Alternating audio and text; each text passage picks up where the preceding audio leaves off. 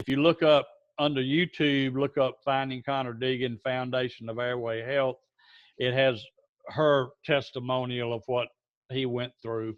And I'd highly recommend everybody look at this. It's too long to show now, but it's some amazing things that went on about how they finally figured out he wasn't breathing properly, and all the things that were happening prior to that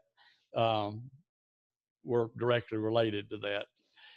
In the study, there is a higher pediatric sleep disorder risk prevalence in the orthodontic population compared with healthy pediatric population. And orthodontic practitioners should make sleep disordered breathing a routine part of their clinical exam. I'm on the American Dental Association's Children's Airway Screener Task Force Committee, and we are coming up with screening devices.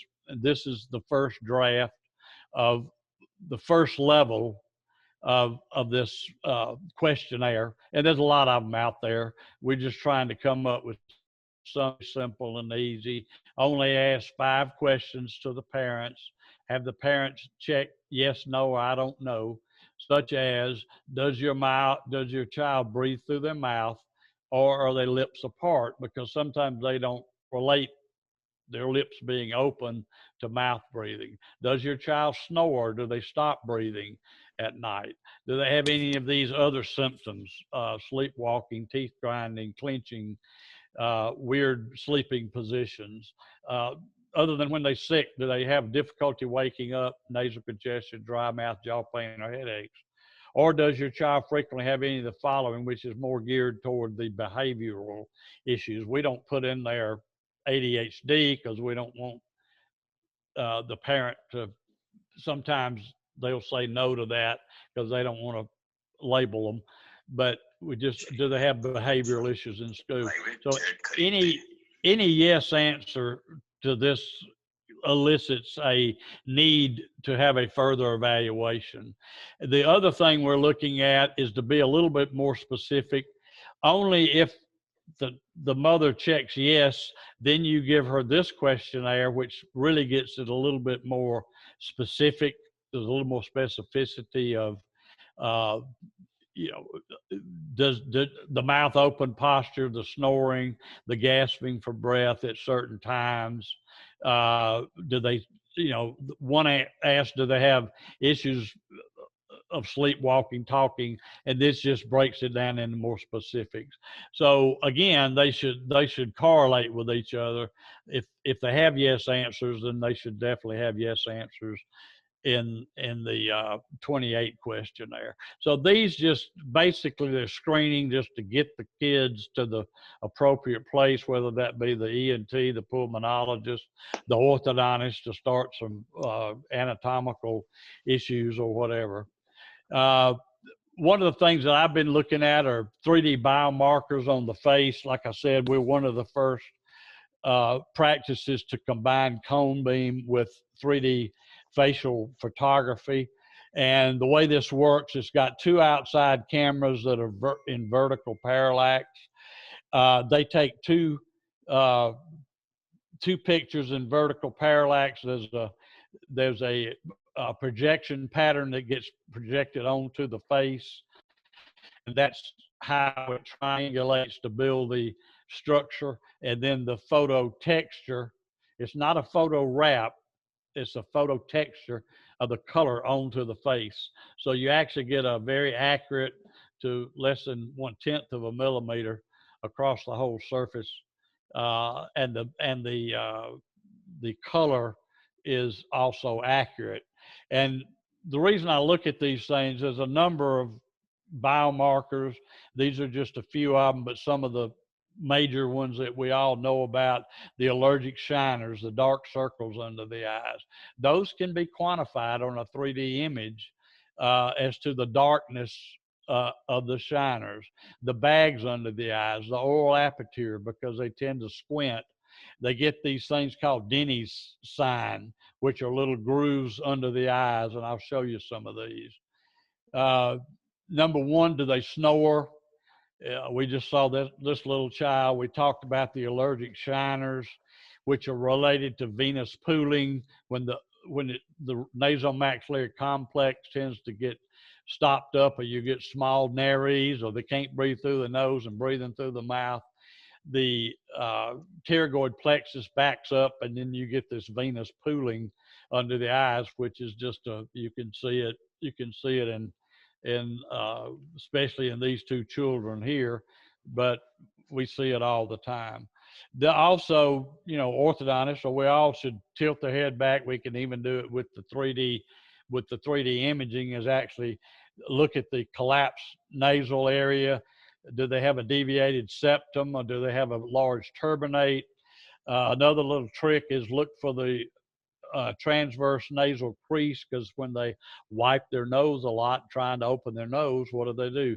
This little transverse nasal crease shows up, and it usually takes about a year or so for some of these, especially these allergic shiners, to show up.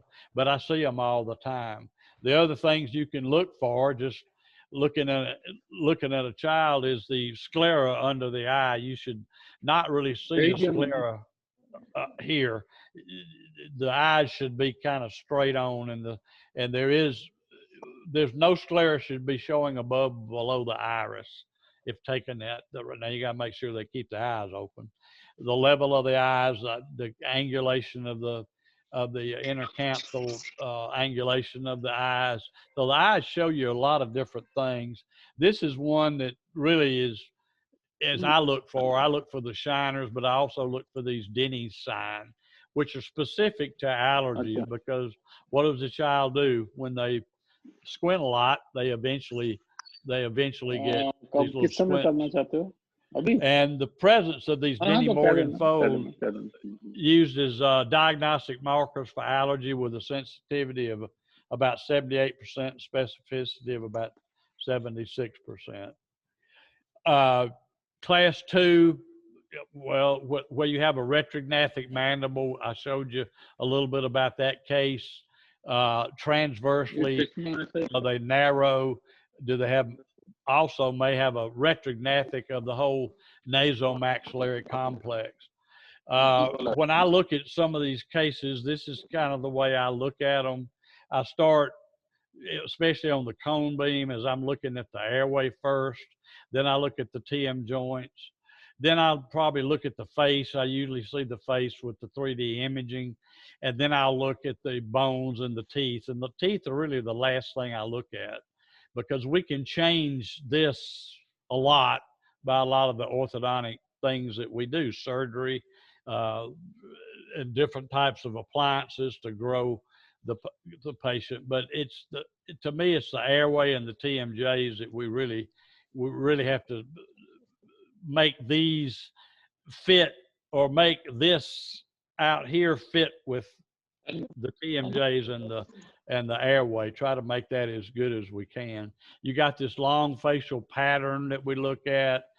One thing that I look at is not just the narrowness of the upper jaw, even though that's the nasomaxillary complex, and it's not just the maxilla, it's the whole nasomaxillary respiratory complex. But one reason I like cone beam, because I can look down on the occlusal view of the lower, while they still have primary, they're in the mixed dentition here. And if you look, an interesting thing that I keep finding a lot, and we're starting to research this, here are the second molars and where they're developing. And they usually develop in the center of the mandible, the center. There's usually an equal amount of lingual plate and buccal. But if you look at the first molars, they're almost all of them look like this. They're all lingually tipped. And if you think about the tongue being in here and not having enough room, where is it going to go? It's got to go back into the airway. So I look at this and say, one of the things I want to do early, and I do a lot of early treatment, not just because of cross bites, but I do a lot of early expansion and uprighting to get these molars, especially in the lower, and then I put the upper where the lower is. But I try to get these molars in the center of the before I ever talk about extraction or anything, which I don't like to do unless I just absolutely have to. But I'm real big proponent about not doing that, and that's why I get in here early and make room, put the 6-year molars in the center of the trough, and then I match the upper width with that. We're a lot more we have a lot more capability of expanding the upper than we do the lower. The lower is more uprighting, but the upper is more expansion with palatal expanders and those kind of things. We look at the Malin-Potty classification. Dr. Suri showed us that a little bit about even the tonsils. We look at that. We looked at the scalloped tongue. The scalloped tongue tells me that the tongue needs more room. It's kind of getting in the way, and the tongue is crowded. The tongue is crowding up the oropharynx, and that's not good. I want to make room for the tongue. I want to make room for the teeth in the orthodontic.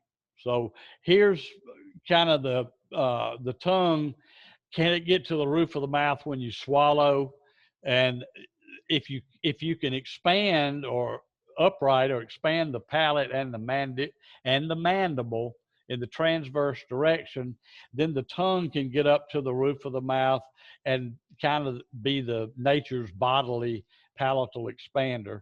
So McNamara, Dr. James McNamara, is a world famous orthodontist that did a lot of study on this, and he found that the intermolar width of the maxillary molars should be about 36 to 42 millimeters wide. And an easy way to check that is if you'll take a normal cotton roll that we all have in our offices and put it on a cotton plier and try to put the cotton roll vertically, horizontally across the molars, the first molars.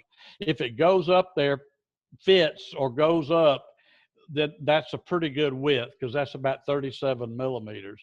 So, but if it doesn't, if you start getting down 37, 30, 28, whatever, and these are the different configurations anatomically that tend to cause that high arch palate, cross bites, some even without cross bites, but they're still constricted. And that's my main thing, is to try to get the upper and the lower. You've got to do the lower too.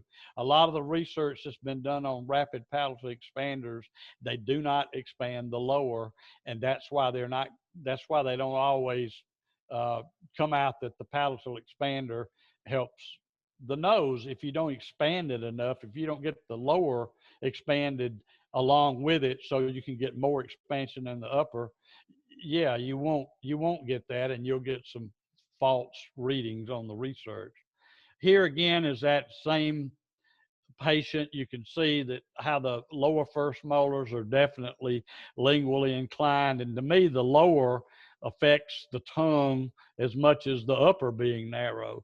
And this is kind of the little arches I use early while they're still in the mixed or even primary dentition, is to, now this shows an animation of the second molars moving. It doesn't do that. It basically just moves the first molars out, and it matches it up in the trough. So these are little spring-loaded devices, wires with springs, that I tend to use in the early mixed dentition or primary dentition even, to try to upright those lowers. And I even use the same looking thing on the upper, the same expander, the E-arch on the upper, if it's not a lot of cross bites. If it's cross bites and they're real narrow in the maxilla and I need to split the palate or split the suture, then I'll use a rapid palatal expander. This article to me brings it to light. This is a very important article. It was, let me move my pictures up here so I can see it. The influence of snoring, mouth breathing, and apnea on facial morphology in late childhood, a three-dimensional study. They did this at Cardiff University. They had the 3D MD face system that I have. They took they had 1,724 children that had sleep disordered breathing. It was not documented with polysomnography, unfortunately, but it was documented with sleep questionnaires. And then they had 162 healthy, all 15-year-old children that had no history of sleep disordered breathing. And they took 3D facial captures of all these children. They made one common shell of healthy, and these were male and females. They just stuck them all together and made one common shell of healthy. They took these and made one common shell of children with sleep disordered breathing, and then they matched them up. And what they found, let's look at the color one first. Everything that's pink is at the same level. Those two match. Everything that's red, the sleep disordered breathing, or the sleep disordered breathing kids, it's more toward you. Everything that's blue and dark blue is away from you. It's recessive. So what they found in these kids that had sleep disordered breathing issues, guess what? The whole nasomaxillary complex is recessive, especially this area of the nose, and the mandible is set back. It's not only down, but it's recessive, and a narrower face. So to me, this is important. This should probably be repeated and try to use polysomnography. Dr. Kapoor and I have kind of talked about this, if it's possible to do that. But to do polysomnography and actually take these images. Now, an interesting finding that I started finding out as I took these 3D images of the face is I started taking a transverse plane. I'd orient the face exactly so it's facing you dead on. And then I'd take a transverse plane and cut through and show these little edges of where I was cutting through here. And what I was trying to look for is just what happens in this malar region around the sinuses. And if you look, the right side of the face is fuller or rounder than the left. This patient happened to have a left maxillary sinus that did not form properly.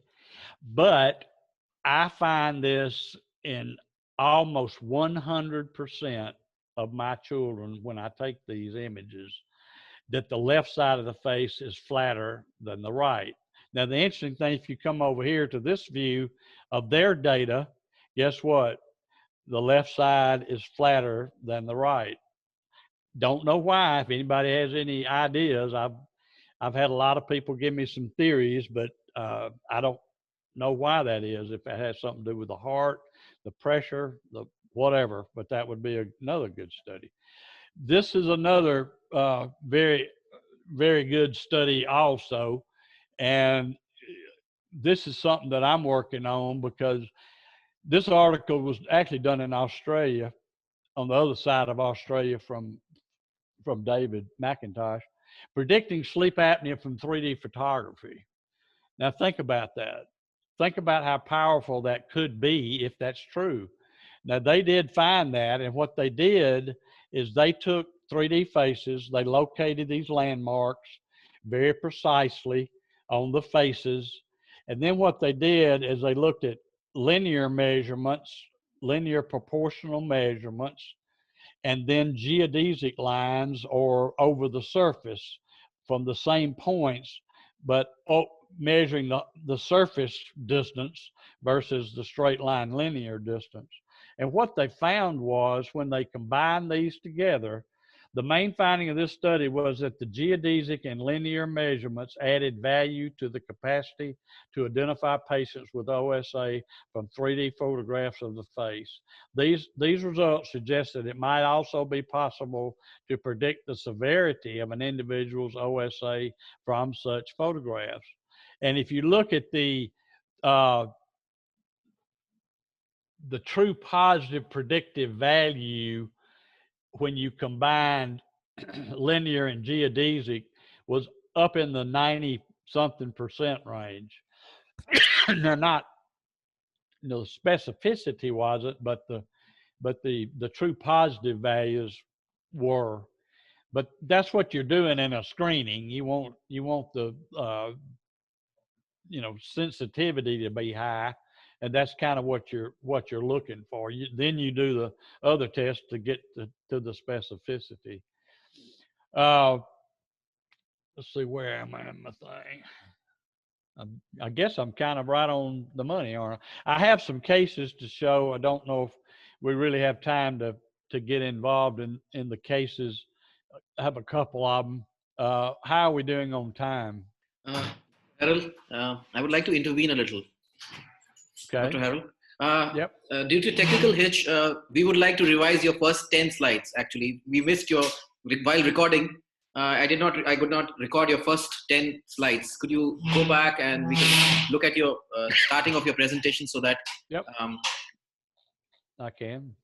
Students will be, those who have joined right now are also benefited, and those who will be seeing the link to your lecture will also be benefited. It will be great, sir, if you could really revise the first 10 slides. Thank you so much.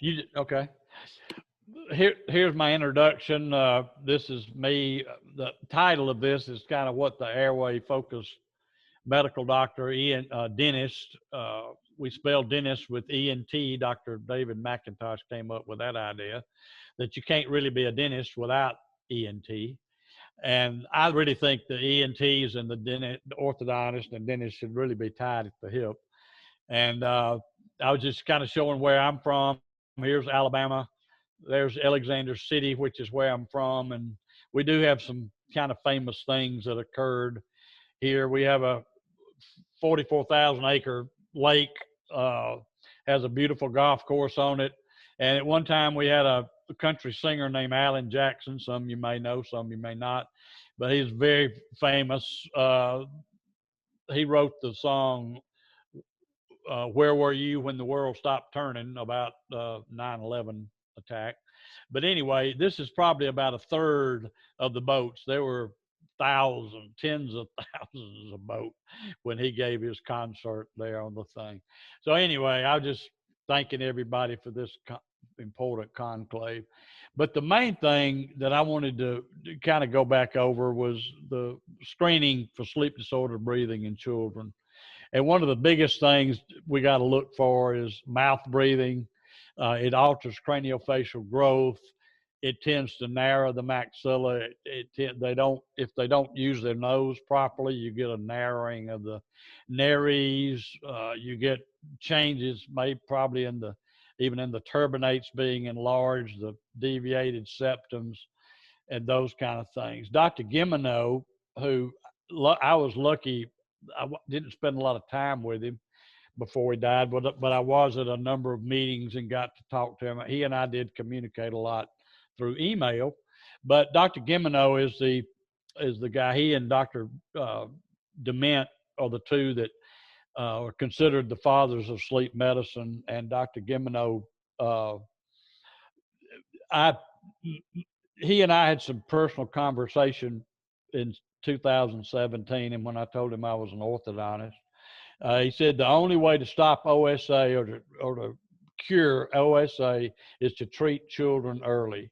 He felt that there was definitely a big anatomical component to this, that's where it starts. That's kind of where I focus a lot of mine. I know a lot of the research has been done, in adults, but Dr. David McIntosh and I and some others, Dr. David Ghazal and Jerry Simmons and Uma Katwa and some others are writing a book on the pediatric side of this and how growth and development plays a significant role.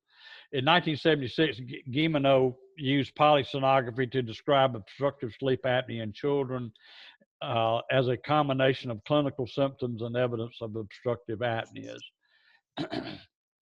I showed this little video of just what happens with, this could be a wife or whatever, when the snoring affects other family members, but it's not a healthy thing either. And I know David McIntosh is going to talk more about that. ENTs won't want kids to breathe properly through their nose. Orthodontists want healthy teeth, TMJs, excellent bites, beautiful smiles, and balanced faces. And my whole contention, David McIntosh and I talk about, why don't we have both? We need, as orthodontists, and even we should be tied at the hip with ENTs, but we should be tied at the hip in the medical profession. The medical profession and orthodontists or dentists should definitely be a team approach. And Dr. Suri, in the lecture before me, talked about that exact same thing of having that interdisciplinary treatment team, which is so important, so that each of the specialties knows a little bit about what everybody does, so we can do better in our treatment. This is a little child, just to kind of give you an idea of what orthodontists and ENTs can do. But I saw this little child. He's a severe class 2 retrognathic mandible. He also had a retrognathic maxilla, believe it or not. But here's his airway. But here's his first 3D imaging. Like I said, I was probably one of the first in the world, maybe, to put in 3D imaging along with cone beam. And so we can actually map that onto the face. But you can see at this level, he's got ADHD, doesn't do good in school. He's making C's and D's. He's tired. You can see the allergic shiners under his eyes, mouth breathing. We put an appliance for about 1.5 years. Haven't finished him in braces yet, but we put 1.5 years later with what's called a hertz, which moves the mandible forward like a oral appliance, but it's made to permanently make that happen with maxillary expansion and mandibular advancement. And you can see the difference in his face. You can look at the difference of his eyes. I mean, you can see he's making A's and B's now. Never did that before. He's not on ADHD medication anymore. And look at the difference in his bite relationship, but also look at the difference in the airway. Now, I understand that you can't really make a diagnosis from this airway, but it's bigger. It started out at about 83.4, according to Steve Schindel at Stanford. They did a study of 1,300 and something patients from different age groups, and they came up that it's about age times 10 is how the normal size for the airway. So at 10 years of age, it should be about 100. His is about 20 square millimeters less. At normal at age 11 and a half would be 116. His came out now to be an adult size at about 179, which is unbelievable. Dr. Harrell. Yes. Dr. Harrell, I think you have done wonderful, the repetition part as well. And although we are running late by a few minutes, but we still like to at least have a look at one of your cases. If you like to share, you want to share some case studies here. Yep. So we are running late by 20, but we want to make it 30 minutes late. Okay, I can do that. This is a little child. Okay, this is a boy that when I saw him, he was 10 years and 3 months old. Okay. These are his pictures. I'd say a lot of orthodontists would probably look at this case and say, well, okay, he's got a little protrusion. He's getting some, he's in his late mixed dentition. He's got some crowding going on. He's got a little narrow arches. He's got a cross bite you can't see on this right side. But, you know, a lot of them would put this in recall and say, let's let him lose his primary teeth and come back and we'll do braces. But I started looking at things, and you can see here's the panoramic x-ray. Nothing really stands out here. He's still got some primary teeth. A lot of orthodontists would wait for those to shed until doing anything. But one thing I look at for sure is the airway. And I asked the questions about them sleeping. He does have ADHD. He doesn't sleep good at night. He has witnessed stopping breathing. He does snore. And if we take the cone beam CT, his minimum cross-sectional area is 68.3. This is upright and awake. So the way I look at this, I can't diagnose sleep apnea or anything like that from this, but I can say upright and awake, he has a smaller than normal airway. And upright and awake is basically the best one he's got.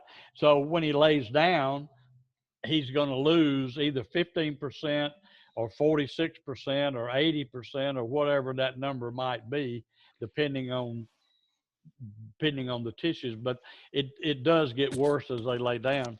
So the normal for 10 years and 3 months is 103 square millimeters. His was 68.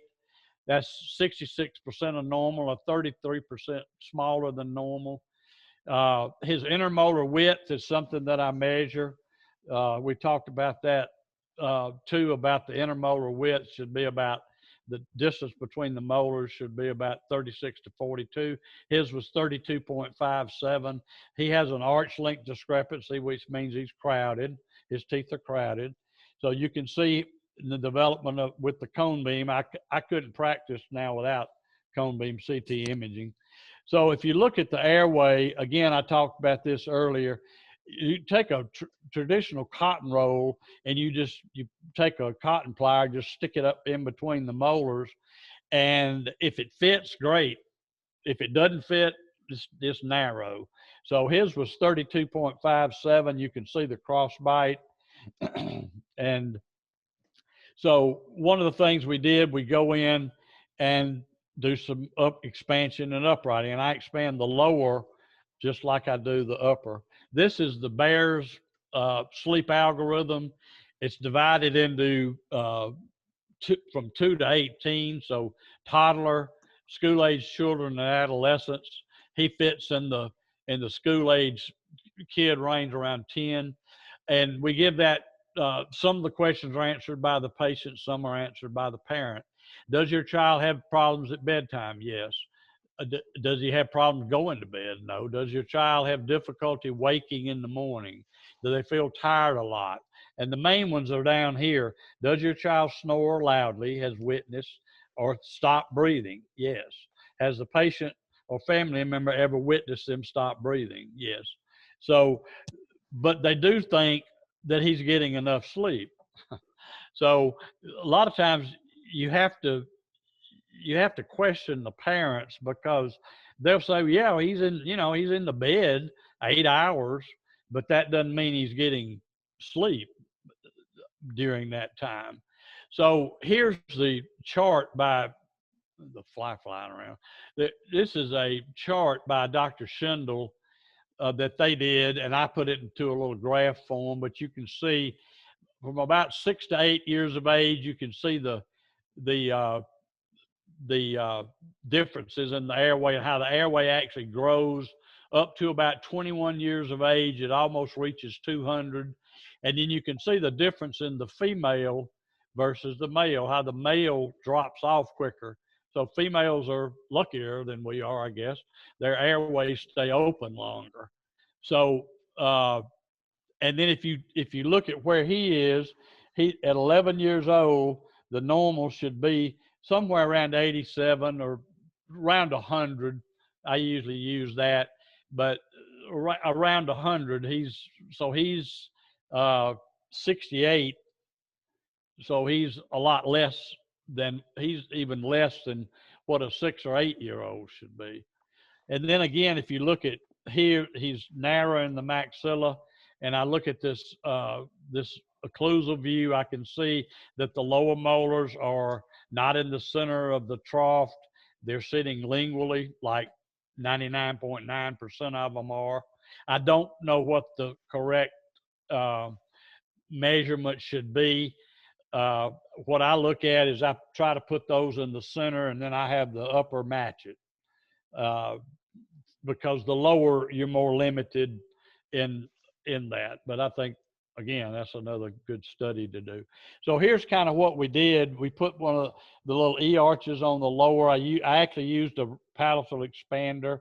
I don't necessarily use one with the screw because the parents hate it. So I use these little spring-loaded rapid palatal expanders. And what they do is they expand, you know, the maxilla and the mandible. We haven't quite got the crossbite. We have it crossbite corrected now, but you can see the appliances. And then if you look, these are kind of what the lower ones look like, but you can see how they kind of, they do some expansion. They're making more room for the tongue. The tongue can now get up in the roof of the mouth. I don't like to leave these palatal expanders in very long. I like to get the expansion, and then I place one of these E-arches in here as a retainer and a appliance that I can continue expanding with if I need to. But you can see that if it had this wire in, it doesn't interfere, or very much, these very much do not interfere with tongue position like some of these other appliances do. So here it is.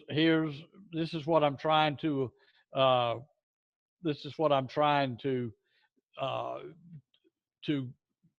gain, is at least 42 millimeters.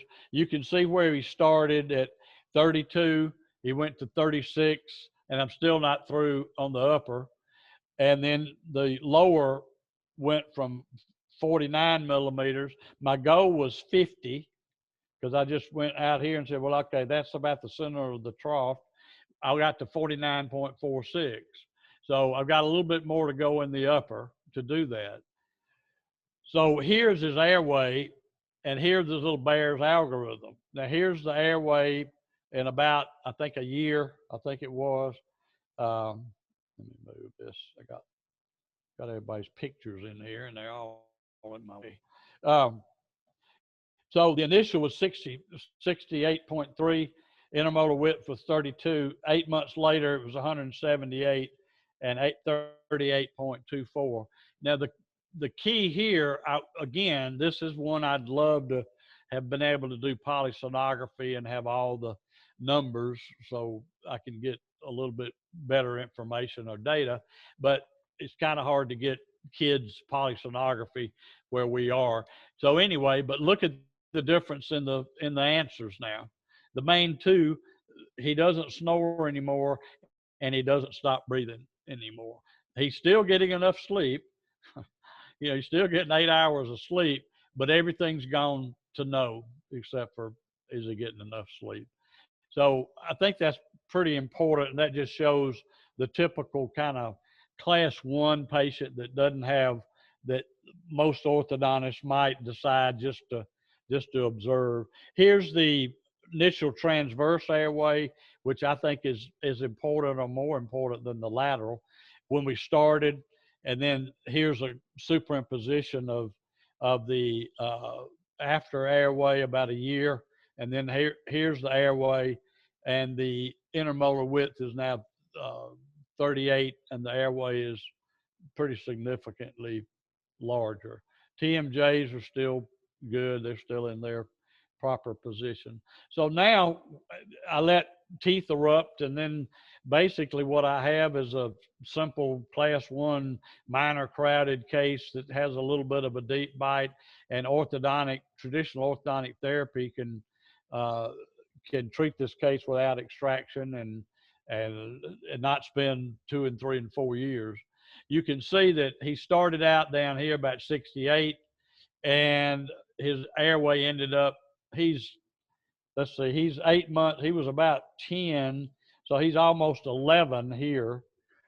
He's 11, but his airway is about like a 15 to 17-year-old.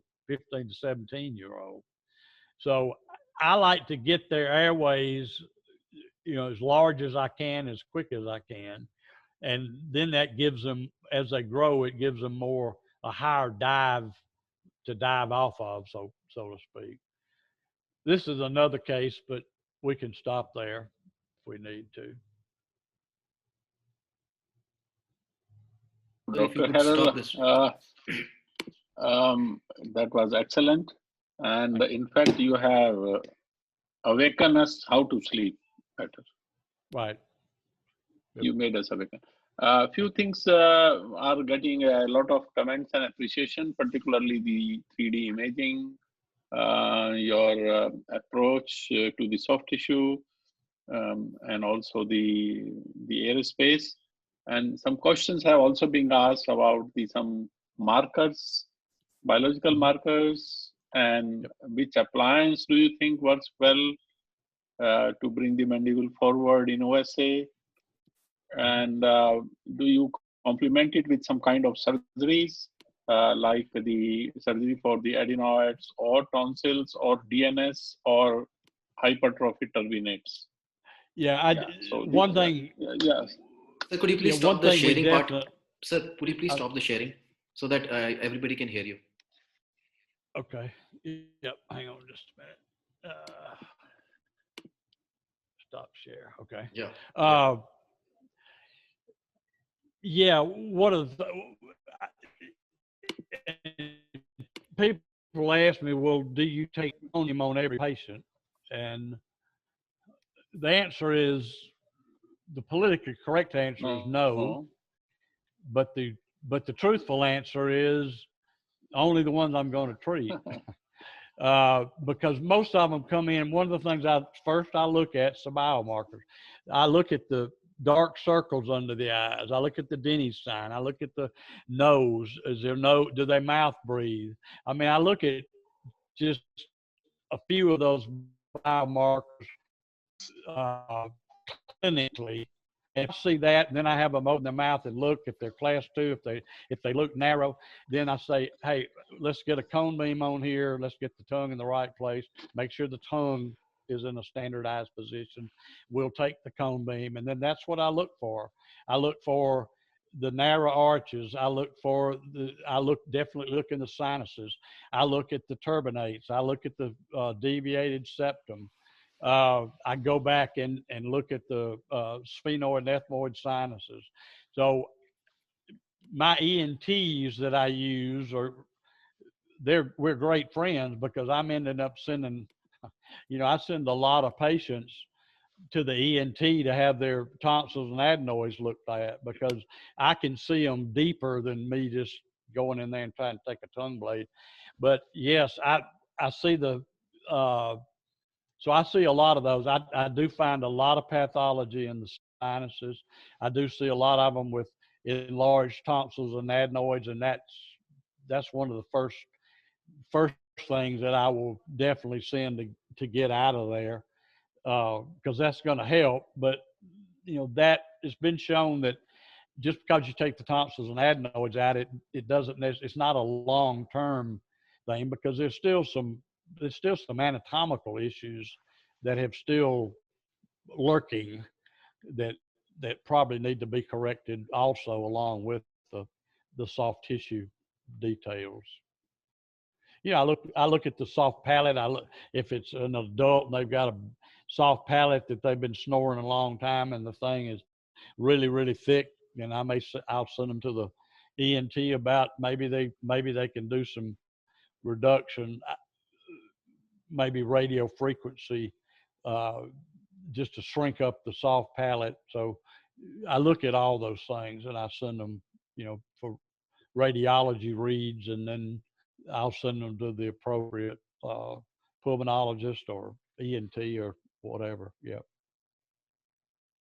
That answer that question? Yeah, that answer. And the appliance which is your preferred appliance, if any? I use in young children, if they do not have cross bites and they're just, everything's kind of pinched in, they have narrow arches, I'll use those E-arches, which are just spring loaded. It's got a tube, it's got a spring, it's attached to the first molars, and they're soldered. They're just those little wire. A lot of times I'll put one on top and one on bottom. I'll just make sure they don't bite into the, they don't bite into the wire on the upper. But if it's a cross bite, then usually I'm going to use some type of palatal expander. rapid palate expander, either with a screw or either with that spring that I showed you. If I'm going to do a mandibular advancement in a growing child, I'll use either a twin block, what's called a twin block, or that Herbst appliance, which is basically the Herbst appliance mechanism looks like some of the oral appliances for sleep apnea. It's the metal parts that tend to, you can adjust and advance the mandible. Now, in an adult, when I'm doing an oral appliance for sleep apnea, we'll dial them forward. We'll get them in a comfortable position. We'll send them back for secondary polysonography to see what titration I need to do. But in the adult, I'll make them that AM aligner that gets them back, because when they get up in the morning, where are they biting? They're biting out toward the pitcher's mound, as an analogy in baseball. They're biting out basically on their front teeth. So what do you got to get them back to square one. So that's where I make that little nylon bite I heat it up and make a bite registration where the adult would chew it and get them back to their original bite. In the child, I don't want to do that. I want it to grow out there. So that's kind of the mechanism. It's not like an oral appliance for sleep apnea, but it's called a Herbst. I use those a lot, and any kind of class 2 corrector we'll use to get the mandible forward. Sometimes I have put patients that actually have a recessive nasomaxillary complex and a recessive mandible. This is the tricky one, because there are ways of getting both of these to grow forward, but I've even put patients on a reverse headgear that's actually moving the maxilla forward as you're using the Herbst to move the mandible forward. So what you're doing is, like what Dr. Gupta would do in surgery on an adult, is they do bimaxillary surgery. They take the upper jaw and move it out, move the lower jaw out, and that's about 100% cure, maybe not quite that much. But basically you're doing that in an adult to resolve, severe sleep apnea patient. You kind of want to do that in children to an extent. To me, that's what you're trying to mimic, to get the airway as big as you can under the circle. You don't want to make them look like too full, but you want to get them out there so that it improves the tongue posture. And then you got to clear up any soft tissue issues, turbinates, deviated septums, tonsils, adenoids, sinus issues, things like that. Excellent. Thank you. Thank you. There is something has cropped up in the discussion section, which says that, well, many of us don't have access to cone beam CT. So do we still rely on the lateral ceph and the OPG? Lateral ceph for the nasopharyngeal or the upper airway space measurements, and the OPG for deviated nasal septum, or for the enlarged turbinates. So yeah, you have to use what you have to use. There is a huge limitation of using a lateral ceph to measure that lateral airway, because a lot of the airway changes occur in the transverse dimension. When you move the mandible forward, there's a lot of studies out there that have been done with lateral cephs, and they move the mandible forward and say, hey, the airway didn't change. It has changed. It just didn't change in the view you thought it did. You really need a cone beam to really understand this stuff, because a lateral ceph is going to fool you. It's wrought with errors. I mean, we've just lived through it, and that's what we've measured. We're measuring a lot of inaccuracy. I mean, you take a lateral ceph, and we very precisely measure something that's inaccurate. I mean, that's the bottom line. But at times, that's all we have. So I would be very careful look at the Into lateral getting, ceph, but yeah, I I just understand. understand that limitation. I'd also Yeah, recognize the limitation of a panoramic X-ray, because sure, you sure. really can't see much of the sinuses. The all you can really tell on a pan is, yes, they have some TMJs, yes, they have some teeth, maybe they're missing some. I can't tell much about sinuses or deviated septums or anything else. But maybe you send them to the physician, maybe they can do a CT scan or something. Then you got better information. But I Yeah, understand there's limitations of not having cone beam. yeah, that's So right. you just got to That's do the right. best But you can. we have to sometimes balance with what we have and what we don't have. Yep, yep, And the cone yep. beam CT may not be accessible to every patient. Yeah. So we tend to It's make funny when I some go to, decisions. yeah, when I go to UAB now to teach, they're still taking lateral cephs in a pan for me to look at a diagnosis. And I'll say, we do have a cone Well, beam in there. And so I'd say, if you're yeah, gonna do me, go ahead and take a cone beam, because I'm gonna want it, yeah, because I can show yeah, you, I will show you stuff that you don't even consider. But if that's you have right. access, that's great. But otherwise, you you got to do the best you can with what you got. So, so that is the reason I shared with you one of our work on evidence related to Right. nasopharyngeal space. I mailed you this morning Yep. Yep. one of the most Yeah. cited papers with Yep.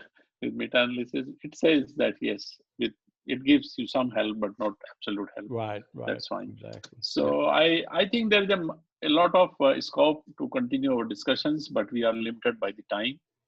And I think at personal level and as well as at professional level, and on behalf of all the listeners and the whole team of the IPL, I like to thank you for this, and we will certainly continue to have more interactions. And I'm going to, of course, write you an email after a while. And with this, I think we come to the end of morning part of the session with the lectures, and there's another program lined up, which Dr. Priyanka Aman and Dr. Popley is going to take over with one of their students. And they want to launch an app. They give something about the app, and then it will be launched by the Dean, Dr. Sanjay Singh.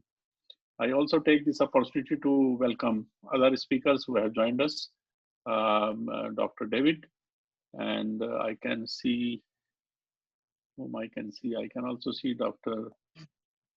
Yes, David McIntosh, and of course, Dr. Gupta, which we have welcomed already in the morning. Over to you, Dr. Aman, Dr. Priyanka, and Popley. Yeah.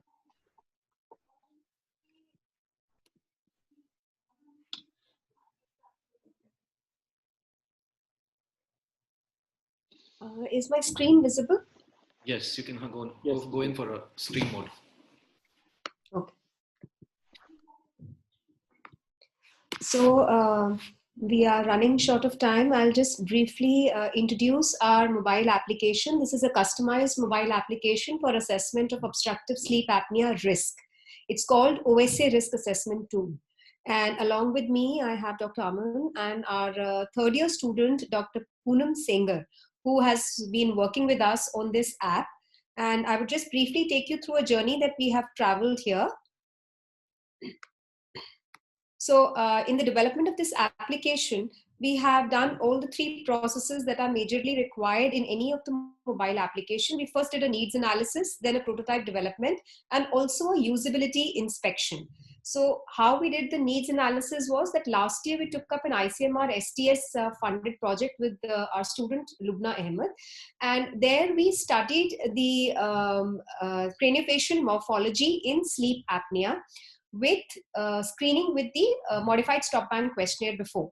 So why we took the modified stop band questionnaire? Because it is having very high sensitivity and specificity in adolescent patients. And since we did it in orthodontic clinic, so they are the major chunk of patients that we have in the orthodontic clinic.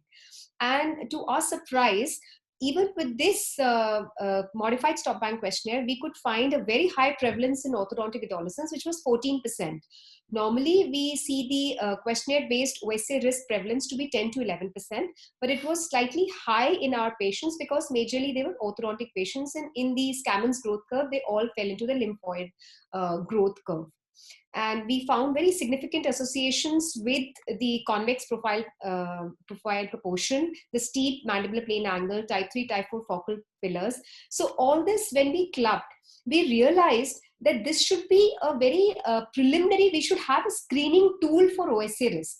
And that is where we realized that we need a mobile application for it. Because these days, if you give a questionnaire to any of the patients, it will be very cumbersome to fill it and to store it and do all that. So we started searching for whatever different questionnaires we have and what are having high sensitivity and specificity that we can take in all age groups. And since we all know that one questionnaire cannot suffice all, so we started building up on this app. And first of all, our major achievement was when we all got together. The logo that you see on the left upper hand side has been designed by Dr. Aman, and it clearly depicts all the effort that we have put into this app, because it also gives you a message of sleeping healthy, breathe healthy, live healthy. So I'm really grateful to Dr. Aman for designing this. And apart from that, ever since we started formulating this mobile application, at every stage we have tried to promote it, we have tried to take views of everybody, and we are very happy to tell you that we've also got an award with the prototype of this app in an Orthodontic Innovation Conclave, which happened just a month back. And also we have a publication of that ICMR STS project, which is there in the PubMed Index journal, and the prototype of app has already been submitted and is ready for publication. And apart from that, when we started designing the app, because we wanted the major, as I just told you, that we wanted to take up the major questionnaires that had high sensitivity and specificity in all the age groups. So we also wanted to do it with due permissions. And for stop bank questionnaire and the pediatric sleep questionnaire for both the age groups, we applied for permissions, and I'm really thankful to Dr. Sanjay Singh, our respected dean, who has been our support system for this, and we have applied the permissions through him and have duly got those permissions to include these in our mobile application. Apart from that, we have our own preliminary questionnaire also, and I would request our student, Dr. Poonam, who has worked with us on this, to take you through a journey quickly through the mobile app. She can show you the interfaces, and then it can be concluded by Dr. Aman, who will tell you also our road forward from this mobile application. So I really would like to thank our team also, who has been a big support. And apart from Dr. Aman, we have Dr. Deepika Pablani and Dr. Pooja Chakrabarti, who has been really instrumental in promoting this app and also in giving the technical support. Thank you so much, and over to Poonam.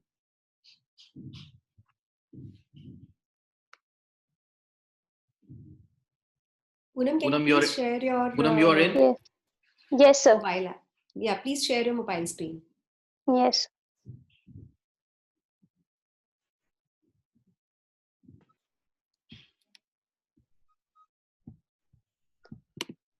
Good morning to everyone present here. I am Poonam Sengar from Faculty of Dentistry, Jamia Millia Islamia, and I'm very thankful to Priyanka ma'am and Aman sir for the major support. Now we will see how this noble and one-of-a-kind app OSA risk assessment tool works. So here we have different interfaces which make this app complete. The very first here is proceed to screening. This particularly takes the patient from this interface to the evaluation part. Second one is about the tool. It tells about the features of the app and the research associated with it, all the questionnaires which have been utilized after taking the permissions. The third is what is OSA. This app, interface makes the patient more aware about OSA, its occurrence, risk factors, and the complications which can further be he or she can encounter in his or her life. The third is about us. This interface tells about the doctors and the team associated in making of the app and the details for contact and developers. The last is doctor's login. This interface is very exclusive and it is accessible only to the doctors who are involved in this app, and it records the history and all the details which the patient or the user enters while making the evaluation, creates a data set out of it, and it can be used for further research and higher processes. So now we have proceed to screening. So the very first thing here is disclaimer, which clearly states that this the result which is generated by this assessment is not a substitute for the medical advice, and it has no commercial value, this app. After considering and understanding the above guidelines, then only then the patient can proceed to the screening process. So the very first here we have is demographic details. And the most striking feature here is the age, which is the most important thing which will decide which questionnaire you go through according to the standard terms and condition. So if you enter an age below 17 or below 18 or higher than 18, it will go to pediatric sleep questionnaire and stop band questionnaire respectively. For example, if the patient is X, age is 34, and the socioeconomic status which has been taken by the taken according to the Kukusami scale. So the next we have is anthropometric details, which have been listed as very important risk determinants for the evaluation of OSA, and we have body weight and height, which automatically calculates the body mass index, neck circumference, waist circumference, which are obesity related features. So for example, if the patient has normal blood pressure, gender male, body weight 56, and we also tell about the procedure, about the step and the instruments which are required to measure neck circumference and waist circumference for assessment of the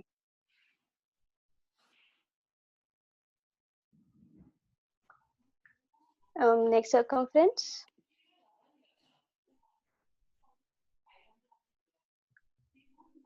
The third we have here is preliminary questionnaire.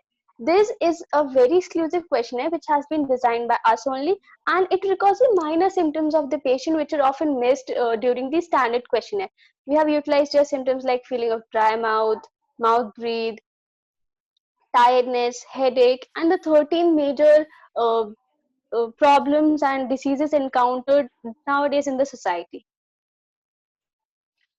Now, since we entered the age greater than 18, so we have come to stop band questionnaire, and accordingly the patient can enter his or her signs and symptoms which he feels. For example, snoring, tired, blood pressure problems, breathing problems, and all the body mass index, age, neck circumference, and gender was already entered in the previous interfaces. So here it is automatically entered, so the patient doesn't need to redo it.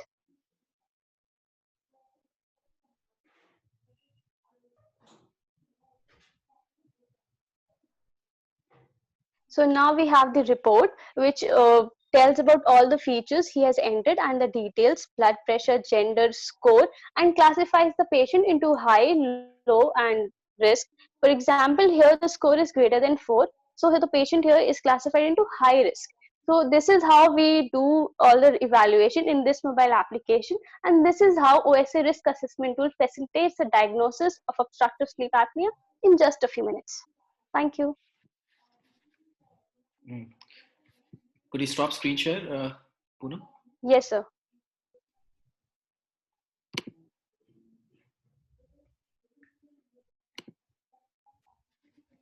So, Dr. Poonam Poonam is a student of ours, and it makes me really proud how she has conducted this app, and she has been tiring even during the final year. She was able to manage this app. And now coming to the interpretation of this app, which is there, this is having a dichotomy of dividing into below 18 and above 18. So that's how the questionnaire comes into picture. That is the PSQ questionnaire and the stop bang questionnaire. It automatically diverts it towards the patient type which is there, and then automatically the questions open for the respective age group. If like 33% is the cutoff for PSQ, and more than 5, 3 to 4, 0 to 2, that is a positive thing for stop bang. That will not go into the numbering part. It does it automatically. What comes here is that if PSQ is assesses it as OSA risk, then what you have to do is that you might require a consultation with sleep specialist, laryngologist, or an orthodontist. He has to be consulted in this. And if the positive response is there, you are healthy and you can sleep well and you are not at risk, and the patient is set free. He doesn't have any kind of a fear of unknown. Then if he's above 18 and he goes for a stop bang questionnaire, he fills up, he might come up with a high risk, intermediate risk, or a low risk. If he is at a high risk, you will require to consult a sleep specialist, further consultation with the orthodontist, a surgeon. Dr. Rishi J will come into picture then, or maybe a ENT person will come into a picture. So many people can really be involved. So the multidisciplinary approach, which we are talking so much about, might be active there. And me being an oral pathologist was teaching anatomy, dental anatomy, and oral and paraoral anatomy. I was just fascinated how contributions can happen by various branches of, we have divided ourselves into various sciences, but you can have contribution from every branch here. Then we come to the intermediary. You might be consulting a sleep specialist or an orthodontist. A mild, here or there appliances might be very helpful and make you sleep well, or it might really be a remedy to that. If you're a positive response that is 0 to 2 or a low risk group, that's what stop bang says, then you are set free again. The fear of unknown is gone. You might have to get checked for something else, or maybe, at least, the thing which you had consulted or you have referred this app for is actually positive. And talking about the future of this app, I would like Dr. Priyanka to intervene in that and tell us what are the future prospects of this app, because we'll be integrating YouTube videos as well as which will be prevention as well as awareness thing which will be added. Dr. Priyanka, over to Dr. Priyanka. Thank you, Dr. Aman and Dr. Poonam, for such a wonderful overview of the app. And I would just like to mention here that one thing, when you all noticed that when Poonam was presenting, she told you that we have incorporated the base circumference, the neck circumference, the detailing of that. So that is what came as a result of our usability inspection. So we have been doing it regularly, and we have been incorporating different specialities and different age groups of people to tell us about the usability. What changes do they want? What modifications do they want, so that it becomes more user friendly? And that is where we incorporated these detailings, because people were not able to understand what is neck circumference, how to measure that. So this in future we would also like to propagate for self application. So in the COVID times and all, when it's not possible for every patient to reach your clinic or reach your office, I think this will be a great boon, that if we can just give the link of this app and they can do a self assessment. But this is, as the disclaimer obviously shows, that this is not basically used for diagnosis, but just for pre-screening. So it will be helpful for those patients. And in future, we've already applied for a few research projects, and we have already applied for the institutional ethical clearance for those projects. And we are going to incorporate these apps into correlation with various craniofacial morphologic features or microbiologic features. And we also welcome anybody of you to give us opinions or collaborations. So this is why we have presented this app on the social platform. And so many stalwarts are here for the usability inspection that keeps on going. And even for the videos that Dr. Aman has mentioned in the end, that also came up in the usability inspection only because people, it becomes monotonous to read something. So we are trying to incorporate the video links into that, so that you can just go to the YouTube channel and there you can, it will be explained in very beautiful animated videos, what is OSA, what are the complications. So we are working on that also. So this is basically, this is our journey till now, and we plan to take you all further with us on this journey. So thank you so much all for watching this and for supporting us. We are really, really grateful to all of you. And I will not take too much of... Just a moment. Dr. Poonam, could you put on your logo thing, first page, so that I can click a screenshot to be shared socially? And I would also request Dr. Sanjay Singh, sir, to please come up. He has been instrumental in giving us permissions and always been a big, big support. So please, if you could just say a few lines, we would be really grateful. Yes, sir. Yes. Thank you, Dr. Priyanka. Can you hear me? Yes, Am I sir. audible? We will wait for Poonam to just put up the Okay. logo as Dr. Aman has said. Just 1 second. Doctor. Great. Just a Yeah, moment. thank you. Thank you. Just 30 seconds. Yeah. Yes. Please go ahead. You can stop sharing, Dr. Poonam. Yes, sir. Yeah, thank you, Dr. Priyanka and Dr. Aman. I really feel happy to be associated with this app, and I am sure this app will help in furthering the research in the field of obstructive sleep apnea. Thank you. Thank you so much, sir. Dr. Aman, you can take the conclave further with speaker 3. It's great, sir. Thank you so much, sir, for being an everlasting support. I'll take over the conclave further to the next speaker of the day. That is Dr. David McIntosh. He's from Australia, and he has a MBBS, a graduate, and a postgraduate degree. He's a PhD, and he has a private practice in Queensland, Australia, and he's an ENT specialist. He has been referred here again and again. His name has come, so you can imagine how important his contribution today will be in the conclave. He has been referred in various books. He has authored. Difficult to compile really what exactly is there, but we would definitely like to have his insights when he speaks during the day about his experiences and his journey in OSA. Thank you so much. Could Dr. David come in, please? Hello, everyone. Hi. I'm talking. Can you hear me? Yes, sir. Yes, sir. Yes, I'm. Fabulous. All right, let me bring my screen up for you all so that we can begin. Now, where is it? Just let me move this around a bit. Just need to get there and there. Start. There we go. So I'd like to very much thank the organisers for asking me to contribute to what is an excellent program. And I would hope that what I have to share is in some way useful to the great amount of knowledge that's already been contributed by the fabulous speakers that we've had so far. I think it is important to make sure that I introduce myself. So as has been alluded to, I am an ear, nose and throat specialist. I have a particular interest in pediatric ENT, nose and sinus disease, and also upper airway obstruction, which when you look at those three things, obviously have a great amount of interaction and overlap within themselves and together.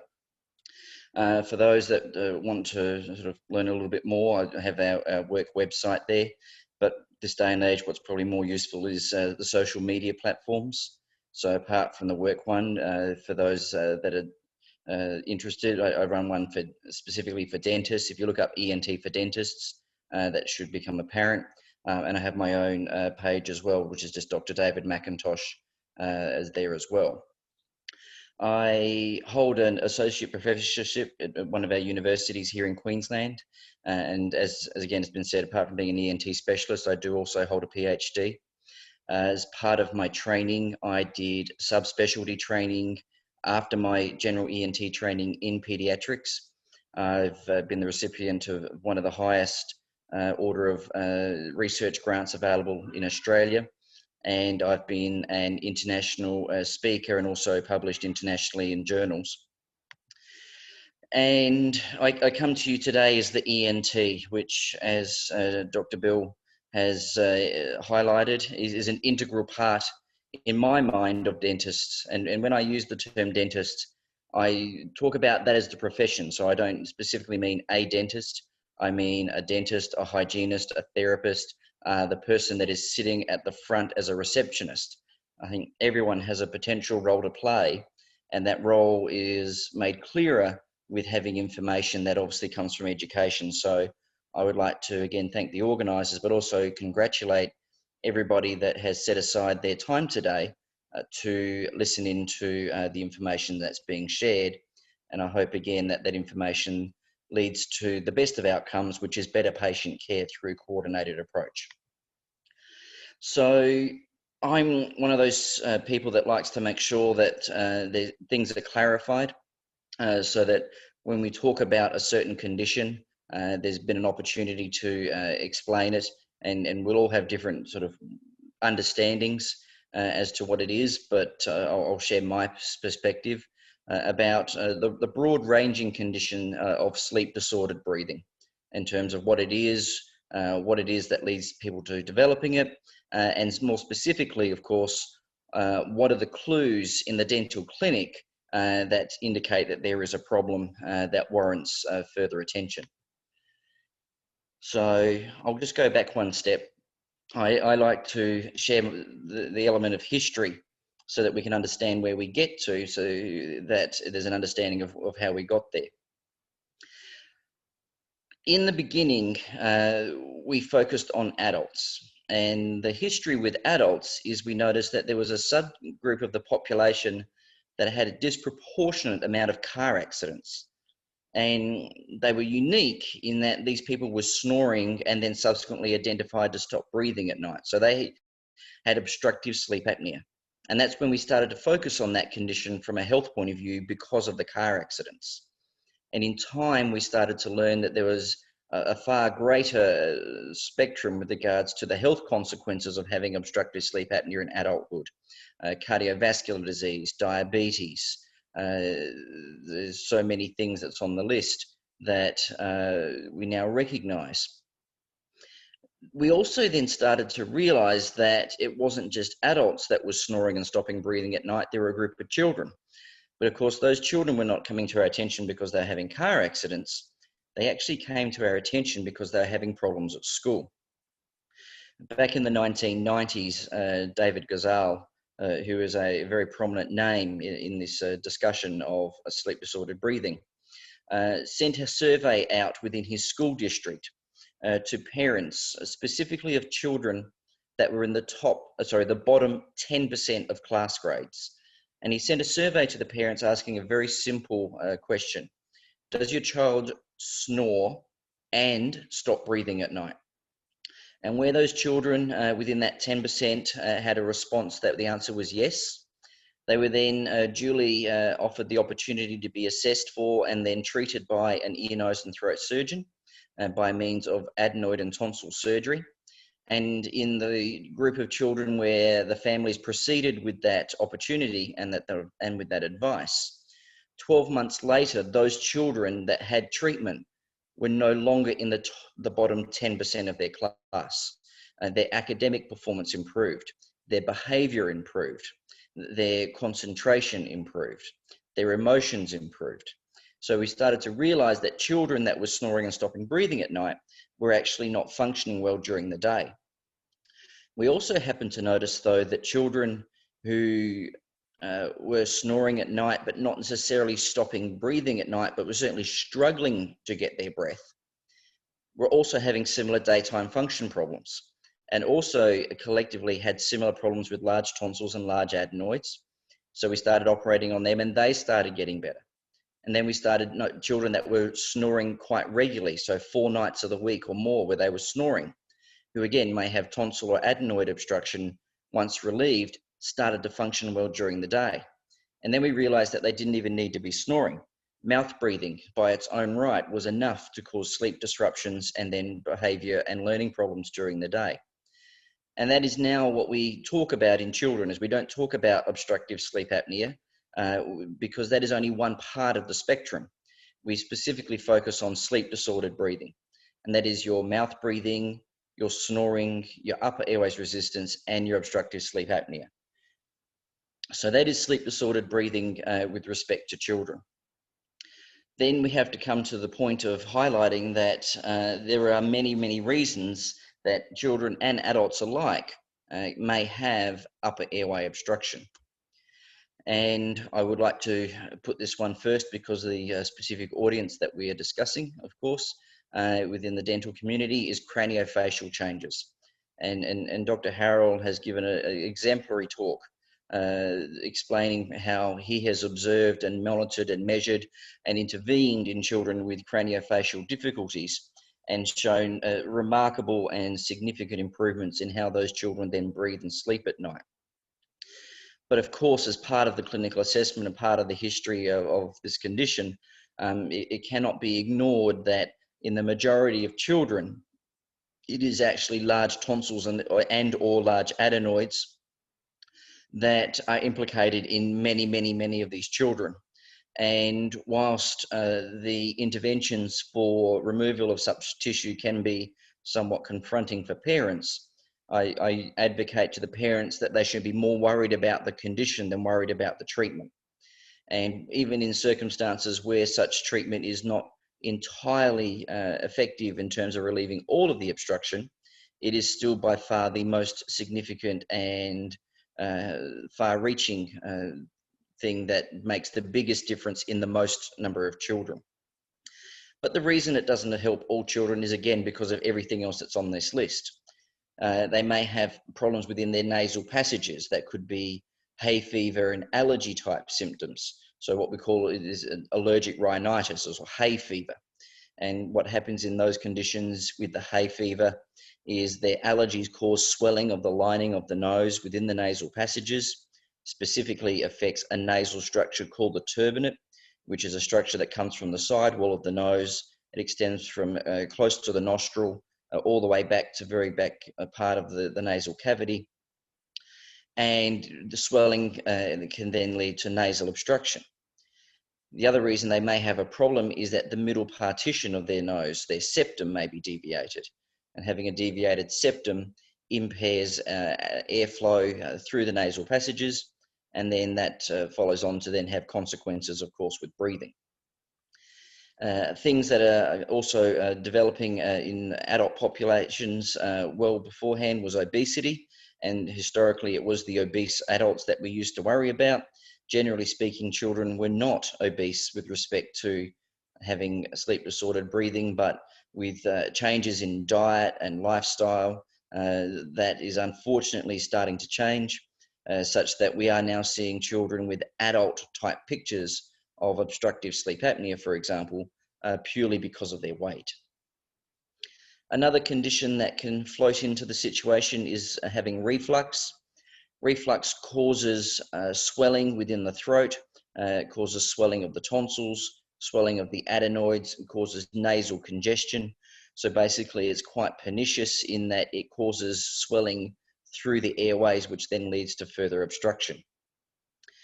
Some children are quite resilient to the situation, and some people are not so much. The important thing is how much oxygen they are getting into their system, because with children who are in the development stages, particularly with brain development, cardiovascular development, it is the oxygen changes that are most relevant to how they then have issues with their daytime functioning. And then something that's often overlooked in terms of soft tissue structures, because when we look inside the mouth, we're so desperate to get a look at the tonsils, is to pause for a moment and have a look at the tongue, just to get an idea, again, of what the tongue size is, because the tongue may be larger than it should be. And again, Dr. Harrell showed a fabulous picture showing the little indentations of the tongue within someone's mouth, where basically that person has what we call relative macroglossia, where the tongue is way too big for the space that it's trying to fit into. So that's a broad overview in terms of why people may have it. So what would be the helpful clues to identifying such patients from a history point of view? If I wanted to keep it simple, I would highlight three things, but again, I would like to add something, a unique flavor because of the dental aspect of today. But the three big ones is snoring, mouth breathing, and apneas. Apneas means stopping breathing at night. If a child has any or all of those three or combinations thereof, then there's a very good chance they have sleep disordered breathing. And in that context, they have airway obstruction that needs, as a bare minimum, an ear, nose, throat assessment. There's really not much else in a child that you need to worry about if you want to have the shortest list possible than those three things. I will, of course, because of the dental flavor, add teeth grinding onto the list, simply because in historical teachings at universities, teeth grinding has been taught of as being a habit or a condition that a child will outgrow, without any real consideration of whether bruxism is a diagnosis or a symptom. And I would like to suggest that bruxism should be viewed as a symptom rather than a diagnosis in the first instance, because in many cases of bruxism, there is underlying pathology. And amongst the list of things that is possible underlying pathology, having sleep disordered breathing would be by far the very top of those underlying pathologies. Other things include allergic rhinitis, and that is in the context of allergic rhinitis, even without airway obstruction. Tongue tie has also been implicated as well. And on that basis, there are more than enough reasons for dentists as a group to be aware that the presence of bruxism should lead to the automatic queries about airway and breathing problems. But as I'll sort of highlight but encourage now, I think every dental clinic should be asking every child every time they walk in and sit on the chair these sorts of questions. And I think then you should also be extending these questions to your adults as well, so that a standard part of dentistry is to act as a sentinel at the gate, act as someone who can be trying to act as a safety net for people that fall through the cracks in the healthcare system, who very much may be presenting with a range of health problems that no one has fully put together because no one asked about their breathing and sleep. If you wanted to elaborate, though, to give a more broad discussion on what else you may want to ask about, then you can ask about things such as daytime function, so concentration. If you are tired because you have not slept properly, your ability to concentrate is affected. Likewise, your behavior is affected. Your school performance, as I highlighted, is definitely affected. And this thing called emotional lability is affected. Emotional lability would describe children, for example, that get upset way too easy over trivial things, or that get quite angry, again, over seemingly trivial things. A symptom, again, of poor sleep because they are tired. They may also have trouble with swallowing. They may have trouble with swallowing because their tonsils are so large that they have trouble pushing food past their tonsils, or their tongue may be tethered and their ability to mobilize their tongue may be less than ideal. Likewise, they may have a blocked nose which forces mouth breathing. They may be chewing with their mouth open. In those situations, breathing becomes a necessity through the mouth. In that situation, breathing is far more important than eating. Breathing is necessary for survival. So the children will have a tendency to go for soft, easy to swallow foods so that it is not there as an impediment to breathing. And by virtue of doing that, they are then not exposing themselves to certain textures of foods, which as a follow-on then means that their throat is not sensitive or sensitized rather to certain textures, which means when you come in as a dental person putting your instruments in their mouth, that even though it's not intended, the mere contact with solid things can set off their gag reflex. Other things that are worth asking about, as I said, you want to ask about hay fever symptoms. So a runny nose and sneezing and itchy eyes. Those with hay fever have a much higher rate of asthma. And as I've said, it is also worth asking about any symptoms of reflux, because again, reflux can contribute to swelling in the throat and these sorts of airway problems. When it comes to an examination, as an ear, nose and throat, it's pretty easy. I look inside the ears, nose and throat. It's really not a challenging task at hand. The thing that we use as a supplement to that is the use of our nasal telescopes. The nasal telescope is the gold standard of upper airway assessment. It is better than anything else, including X-rays.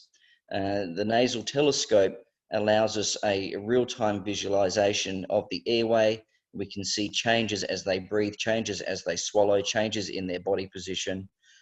We have a whole range of things that we can assess with our nasal telescope that an X-ray simply can never achieve.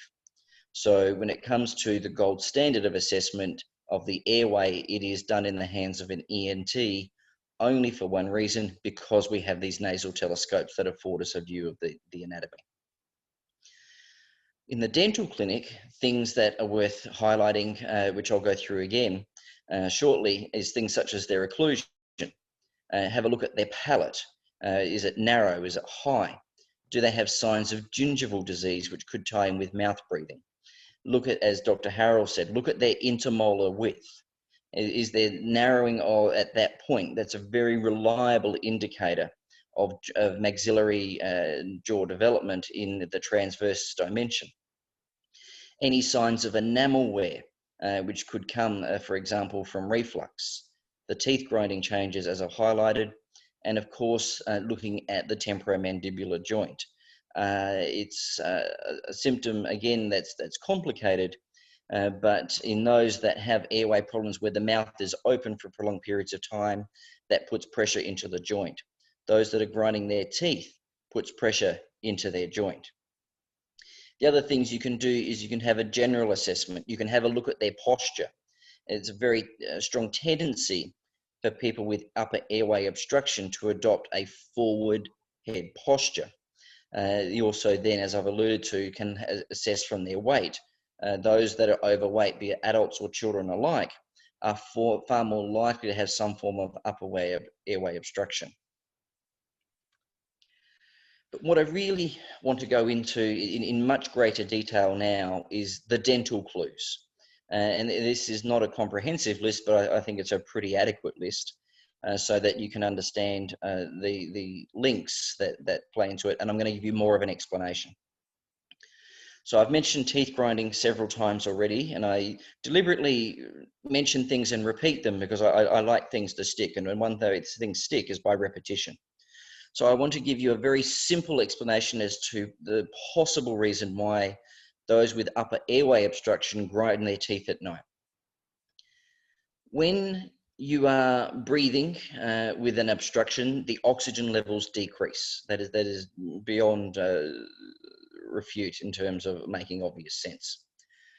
When that happens, there are receptors that note this change and send a message to the brain to say the oxygen levels are low. The brain utilizes that message to then prioritize blood flow to itself. Even though the brain is only about 9% of the body weight, it takes 20% of the blood flow. The brain metabolically has a very, very high need for oxygen, and it has a little warning system to say if it's running low, that it can then use as a response mechanism is it will send a signal to the heart to pump both harder and faster to increase cerebral blood flow. One of the consequences of that, though, to make sure that this doesn't overshoot, is that just past the heart, within the large blood vessel known as the aorta, there are little receptors that measure the pressure level, and they can moderate an overreaction. So if the pressure should go too high, there is another message that is sent to the brain that institutes a change to bring the heart rate and the blood pressure down. Now, part of that signal is mediated through the trigeminal nerve. The trigeminal nerve is also the motor nerve to the muscles of the jaw, which of course are the muscles of bruxism. So when we assess these children in great detail, we notice a very distinct pattern. We notice an oxygen drop, then a slight pause, followed by an increase in the heart rate and associated blood pressure, again with a slight pause, and then we notice the teeth grinding. And when, as ear, nose, and throat doctors, we relieve the upper airway obstruction, for example, taking out tonsils and adenoids, 80% of children will then stop grinding their teeth. So bruxism in a high number of children with upper airway obstruction is a symptom, not a diagnosis. and it should then again prompt an assessment by an ENT with appropriate treatment for the underlying cause. So I would like to encourage a paradigm shift in perspective when it comes to teeth grinding as to how people view it. The other one is reflux. And again, I've already made comment to this, but quite often dentists or dentists, and again, I use that term broadly, will notice changes on the molars, the back molars. There'll be some enamel erosion consistent with reflux. And this may be a type of reflux that is not associated with heartburn and indigestion. It's what is ear, nose, and throat we call silent reflux. And silent reflux is where a little bit of acid is getting through up into the higher parts of the throat, but not necessarily a lot of acid, which means you hence do not get those symptoms of heartburn and indigestion because there's simply not enough acid to trigger those symptoms, but there's still enough acid to cause damage. And it causes irritation to the back of the tongue. On the back of the tongue, there are tonsil tissue, and that causes swelling at that level. It causes swelling at the back of the throat on the tonsils themselves, the adenoids at the back of the nose, and the nasal passage congestion as well. So basically, it affects every single level of the airway. The nasal airway, the nasopharyngeal airway, and the oropharyngeal airway, both at the upper tonsil and the lingual tonsil area. So reflux is quite a deleterious contributing factor to airway obstruction. The problem is that having upper airway obstruction also means you are more likely to have reflux. So it becomes a vicious circle where one feeds onto the other that encourages the back again to the same. So by managing reflux, we can mitigate a lot of the changes that are perpetuating in patients that have upper airway obstruction. Another condition which people are quite surprised to learn that even an ENT even knows about is periodontal disease. Periodontal disease is overrepresented in those that have upper airway obstruction, in particular those that have allergic rhinitis. And it's uncertain entirely as to why. We know that having upper airway obstruction causes generalized systemic inflammation. Periodontal disease, of course, has an inflammatory component to its pathophysiology. Allergic rhinitis is mediated through the immune system with mast cells and the release specifically of histamine. Periodontal disease is characterized in terms of increasing severity of periodontal disease is characterized by increasing presence of mast cells that have degranulated and hence released histamine as well.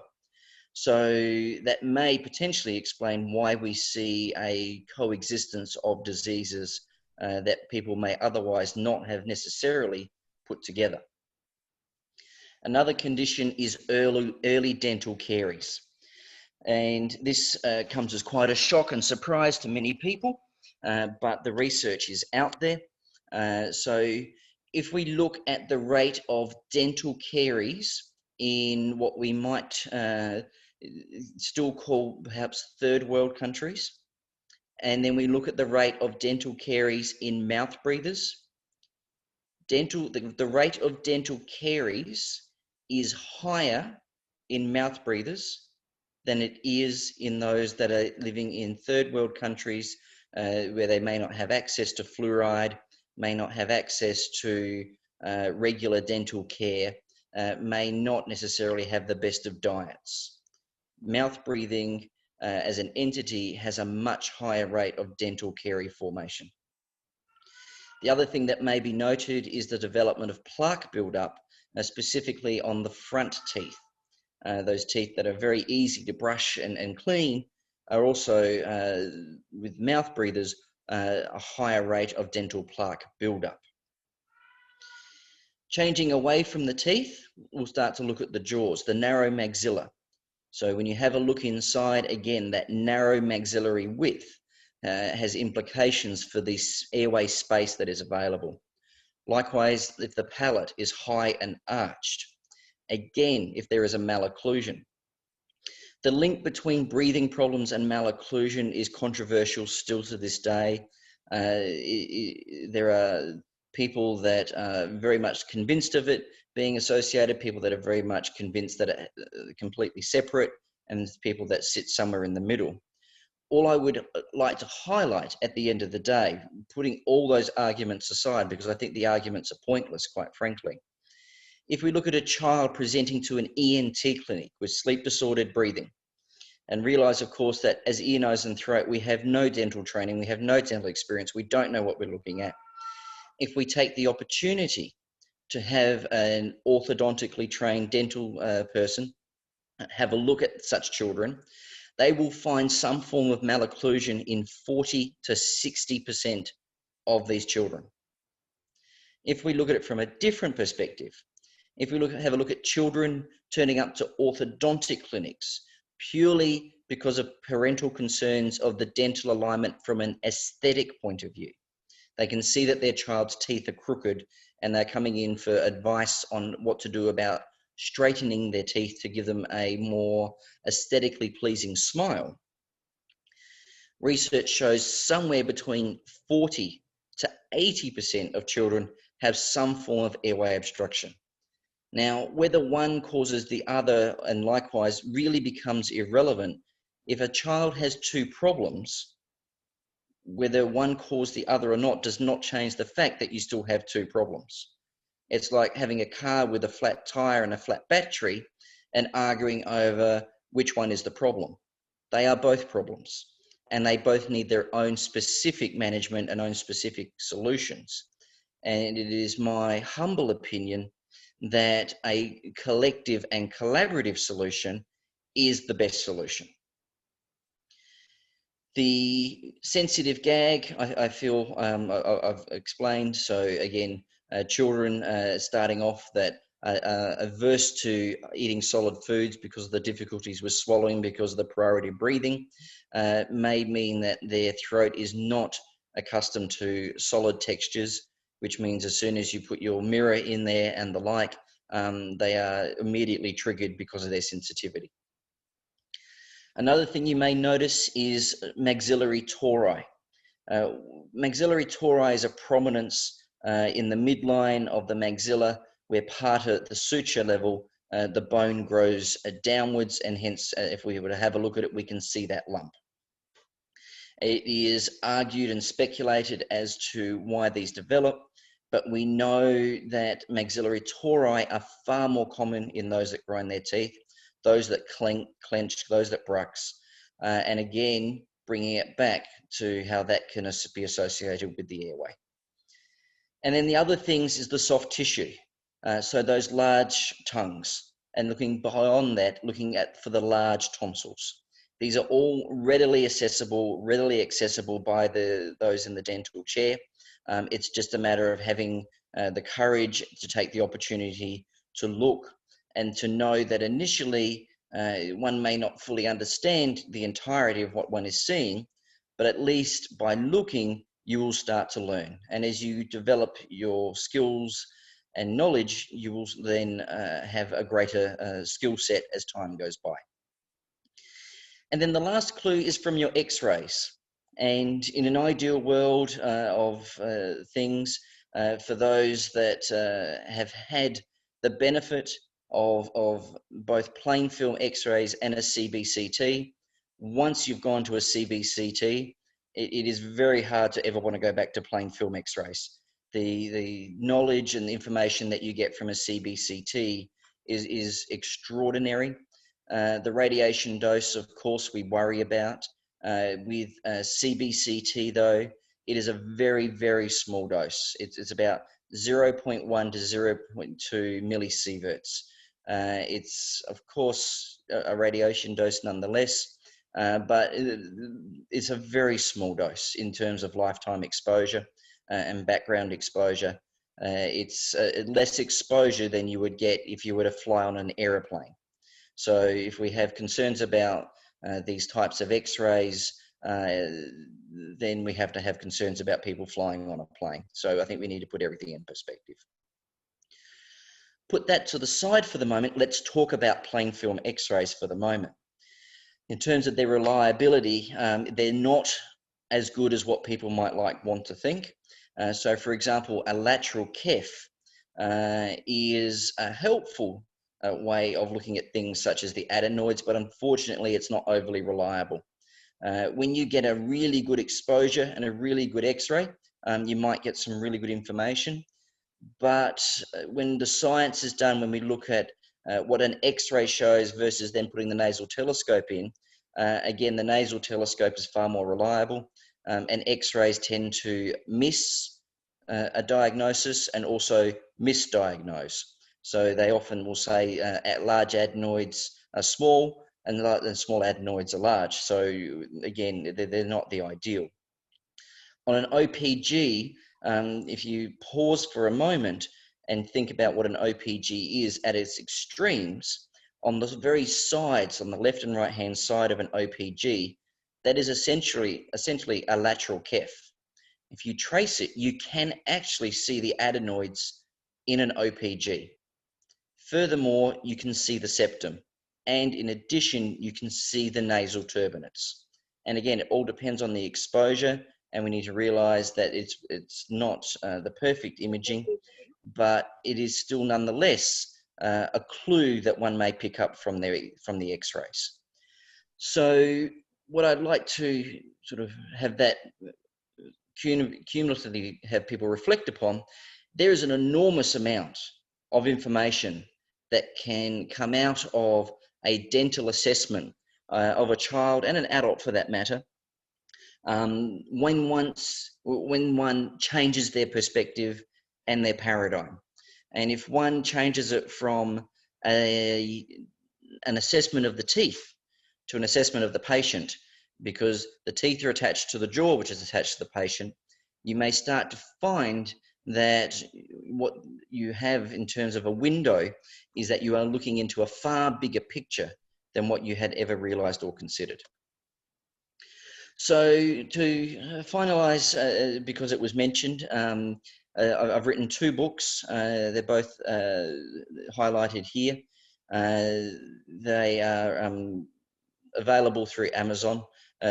One is called Don't Ignore the Snore, which is the one I've only just released in the past week. And the other one is Snored to Death. So I think that is a good point for me to end, because it's not unusual that questions will come up. So if one of the kind moderators would like to take over and let me know what questions have possibly been asked or the like, I'm more than delighted to answer them. And again, thank you again for organizing this excellent conclave. Thank you so much, Dr. David. I would request you to switch off the screen sharing so that we can click on the grid view so that everybody is active. And the question which has been asked by me only, actually, it cropped up while listening to your excellent presentation. How practical is to train school teacher for pre-screening OSA risks so that they can identify them as young age, as teachers can notice hyperactivity, academic performance, the kind of sluggishness, the kind of features which you have already mentioned just now. Do you think at a school level sensitization of teachers can really make a difference? I already do it. I already go to schools and talk to teachers about these things, because and I don't stop there. I mean, obviously I'm here with the dental community. I do it with the educators. I do it with the psychologists. So sometimes children will be turning up to a psychologist because of anxiety problems. Children that have sleep disordered breathing are far more likely to have anxiety. They're also more likely to have depression, schizophrenia, bipolar affective disorder, post-traumatic stress disorder, psychosis. So I talk to the psychologists. I talk to the speech therapists.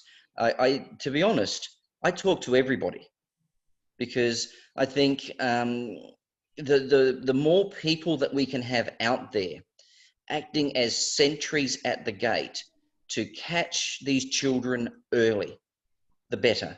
Because we know that the thing that makes there's 2 things that make the biggest difference to outcome in terms of the disease. The younger it starts, the worse your life is. The longer it goes, the worse your life is. So the earlier we find it, and then the earlier we fix it, the better the long-term outcomes are. And in terms of that overarching thing, the worst group are where it starts under the age of 18 months. The second cutoff line is under the age of 6 years. And then from a time point of view is 6 months. And the best outcomes we have is those that are treated before the age of 6 and treated close to that 6-month mark and not far beyond. But the problem, of course, is awareness. So for example, as an anecdote, I was at our shopping center this morning, and I do what I do sometimes when I'm waiting is I just people watch. And then I saw a child, plain as day, walk past me. Mouth is open wide, dolichofacial features, dark circles under the eyes. This child has been missed. Now, I can't walk up to the parents, much as I would like to, and say, this sounds very creepy, but your child is in trouble. This is the problem.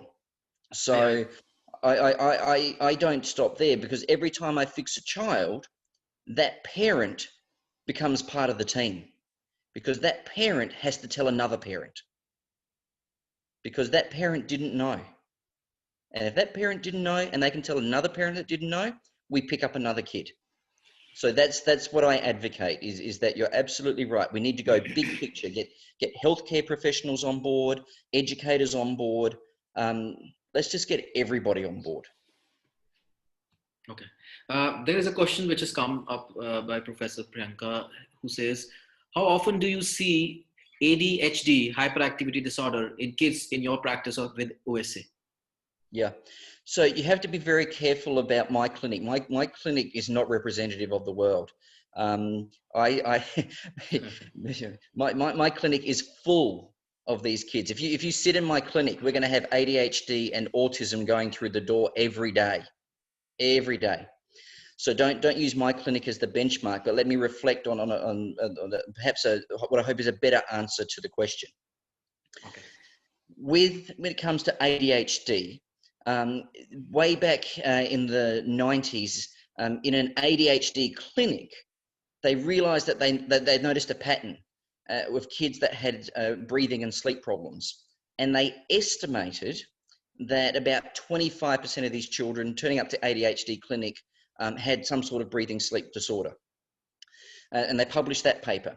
2 years later, they published another paper where they'd actually gone and assessed the impact of how many of those kids actually did have some form of sleep disordered breathing, and their 25% estimate was slightly wrong, because their findings was that it was 50%. 50% of children that were going through a ADHD clinic had sleep disordered breathing. And furthermore, when they then started intervening and fixing those children and then assessed the children 12 months later, all of those children were back to normal baseline levels. So in other words, the symptoms that had been labeled as ADHD were simply sleep deprivation because of airway problems. Having said that too, there are children that can have both. They can genuinely have sleep disordered breathing and have ADHD. And we know that when we treat the ADHD, the need for treat the sleep disordered breathing, the need for ADHD medication goes down. So even though the children may still need management of their ADHD, it's much easier to control with less medication, which of course is progress, because that medication is also disruptive to sleep. So the medication for ADHD is a catch-22. So if we can do anything that means they have the need for less medication, that is absolute fabulous progress. Okay. Before I proceed to just small little question of Dr. Abhiraj, I would like to highlight that Dr. Bhagya Lakshmi from JSS Mysore is just enumerating that, she organizes screening camps and orientation lectures for mouth breathers for school teachers, particularly in her setup, in her college setup. So congratulations. Can I ask that person to send me a link, and I will very happily share that through my Facebook profiles to highlight that excellent initiative. Great, great. On the, she should share on the chat, and I'll get it through to you, or she can connect you or email you. Yep. If you now, send me a link through the email, be fabulous. Thank you. Surely, surely. Abhiraj was asking, Dr. Abhiraj is asking, sir, could you please explain the reason of bruxism in OSA? If there are, Sure. and everybody can, Sure. So I obviously tried as best I could. I apologize if I failed. So I'm delighted to have it highlighted that I need to try again. Let me keep it a simpler version. Low oxygen levels means that the brain needs more blood. The way that it does that is it sends a message to the heart to pump harder and faster. That puts the blood pressure up, which increases blood delivery to the brain. But you do not want the blood pressure to go too high. If it is going too high, then there is another signal that is sent to the brain, which is mediated through the trigeminal nerve. The trigeminal nerve is also the muscle of mastication nerve. The third branch goes to the muscles of mastication. It's the muscles of mastication that move the jaw as part of bruxism. So oxygen goes down, blood pressure goes up, signal to the brain, bring the blood pressure down. One of the side effects is a message goes through the trigeminal nerve, grinding the teeth. Okay. I think when they go through the link again of your lecture, they might stop and pause and actually understand what exactly went through, because too much of information maybe for the students who have joined in. Absolutely. Dr. Kharbanda has a question to ask. Nasal endoscopy, how often is required? In adults, 100%. 100% of adults with upper airway obstruction need nasal endoscopy, because we need to identify why they have upper airway obstruction, and then we can guide management options. So do they have a problem that will respond well to a mandibular advancement splint, for example? Do they have nasal obstruction, which will limit their use of nasal CPAP, or also limit their success with a mandibular advancement splint? And the important thing too to highlight is the remote possibility, but that can never be ignored, is that sometimes an upper airway tumor is causing obstructive sleep apnea. And that is the job of the ear, nose and throat to look into that anatomy to ensure that such pathology is not misdiagnosed and mistreated.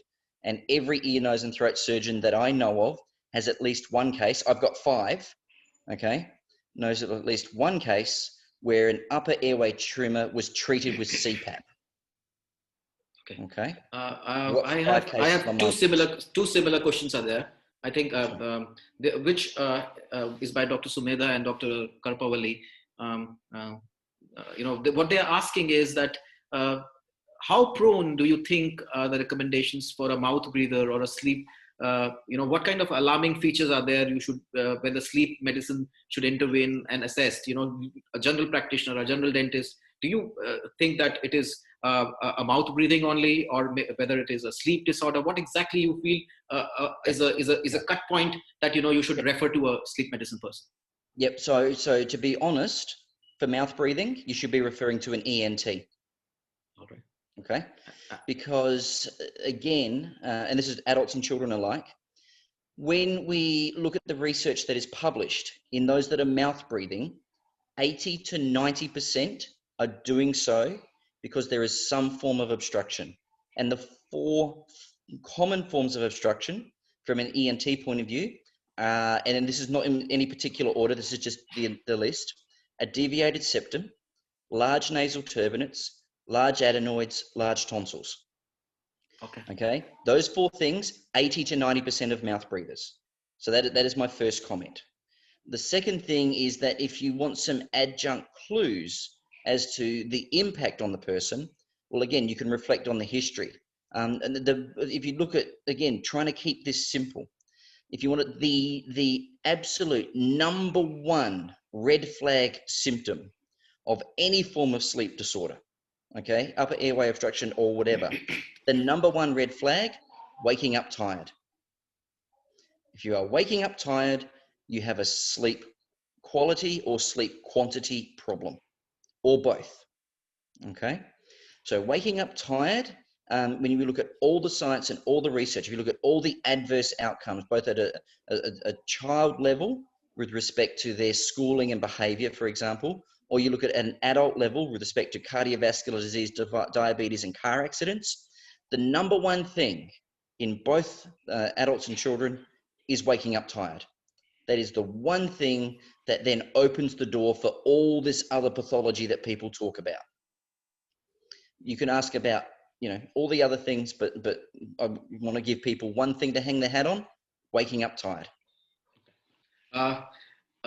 David, it was excellent to really have you on board with us. Now, since you mentioned blood, you know, the moment the word blood comes, you know, the surgeon gears up. So we have our next person who plays with blood, who will be talking about surgical aspects. He's an oral surgeon of par excellence. I'll pass over the screen to him. His lecture topic is surgical management of obstructive sleep apnea. Dr. Rishi Jay Gupta, DDS, MD, MBA, FACS, Section Chief, Oral and Maxillofacial Surgery, Sleep Surgery, SFVA, UCSF, United States of America.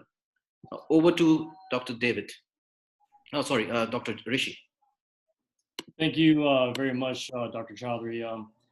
I would like to thank the organizing committee, Dr. Kapoor, Dr. Chaudhary, for opportunity to present on surgical management of OSA. I completed my OMFS training and then sleep surgery fellowship at Cal Sleep Institute with Dr. Bob Riley and Dr. Shendell in collaboration with Stanford Sleep Group. I currently practice full scope sleep surgery at SFVA in association with UCSF, and I'm a member of the private practice group as well in San Francisco. I also oversee the sleep surgery program in Northern California, Nevada, and Hawaii for the VA system. Again, it's a privilege to be part of the International OSA Conclave with such an accomplished panel, and look forward to further building new relationships and partnerships with you all through this platform. So these are the locations of the various medical centers and offices throughout SF that our surgical group covers. Our sleep surgery cases mainly occur at SFVA, pictured here, and also at the CPMC Medical Center, which is a new hospital in downtown San Francisco. Our surgical group members are comprised of the 5 members down here. I'd like to also say a quick thanks to my mentors, Dr. Shendell and Dr. Riley, the pioneers of sleep and maxillofacial surgery. So today we will discuss these general topics and focus on history of sleep apnea surgery, the team approach to treat OSA, which has been mentioned many times tonight as well, definition and health effects of OSA, the evaluation diagnosis, and of course then talk about the surgical management of OSA, including association with TMD. So this slide shows some of the interesting historical facts about OSA and sleep surgery. The term sleep apnea was first described in the medical literature around 1965. In 1973, Dr. Dept and Gibbo proposed a term AHI, known as, or apnea hypopnea, known as AHI, for the clinical definition rating of sleep apnea at Stanford University. In 1981, the UPPP procedure was introduced in the US as treatment for OSA. And the 80s and 90s, doctors Powell and Riley really developed the surgical procedures, including RF ablation, genoglossal advancement, and the use of MMA for treatment of OSA at Cal Sleep and Stanford University. There's been many advances in diagnostics. Dr. Harrell gave a great talk on this as well, including 3D CT scanning of the airway, VSP planning for our surgical cases, and also the hypoglossal nerve stimulator, which I'll talk about. So a collaborative and centralized model is critical in treating OSA. OSA treatment requires multi-specialties, which include dental, surgical, and medicine. And the interplay between these specialties allows for the optimal treatment outcomes. This also allows for development of surgical or research projects, and it improves training for students, residents, and fellows. So given the complexities of patients and each involved specialty, there's a growing need for centralized care for treatment of OSA. So the next two slides sort of talk about the general flow of sleep apnea patients through our clinic. Patients first see sleep medicine and obtain a sleep study. If the diagnosis with sleep apnea, PAP and oral appliance have been tried and they fail, then they go on to a multi-D sleep clinic, which includes OMFS, ENT, and sleep medicine. So the various treatment options can include things like nasal surgery, MMA surgery, some of the phase 1 surgeries, which include nasal, palate, and tongue base, and also the hypoglossal nerve stimulator. The key thing is that there is an interplay between all these options, and not one option fits every patient. So tailoring the surgical need based off the phenotype, the airway obstruction is critical for these patients. So OSA is defined as repeated episodes of upper airway collapse. Many of our speakers tonight have talked about this, so I'm gonna skim over this, this slide, but we look at other parameters as well, such as deoxygenation, periodic limb movements, ODI. These are all the components of the sleep study that we will also look at pre-op and assess for this post-op and see how the patient is doing. So the list on the left provides examples of numerous signs and symptoms that indicate an underlying diagnosis of OSA, such as obesity, snoring, retrognathia, bruxism, and depression. The list on the right provides examples of physiological changes that are associated with OSA, and a lot of these changes can improve once the sleep apnea has been treated either medically, dentally, or surgically. The various motions of the face and the neck muscles and their positive effects on the airway are depicted here in the slide.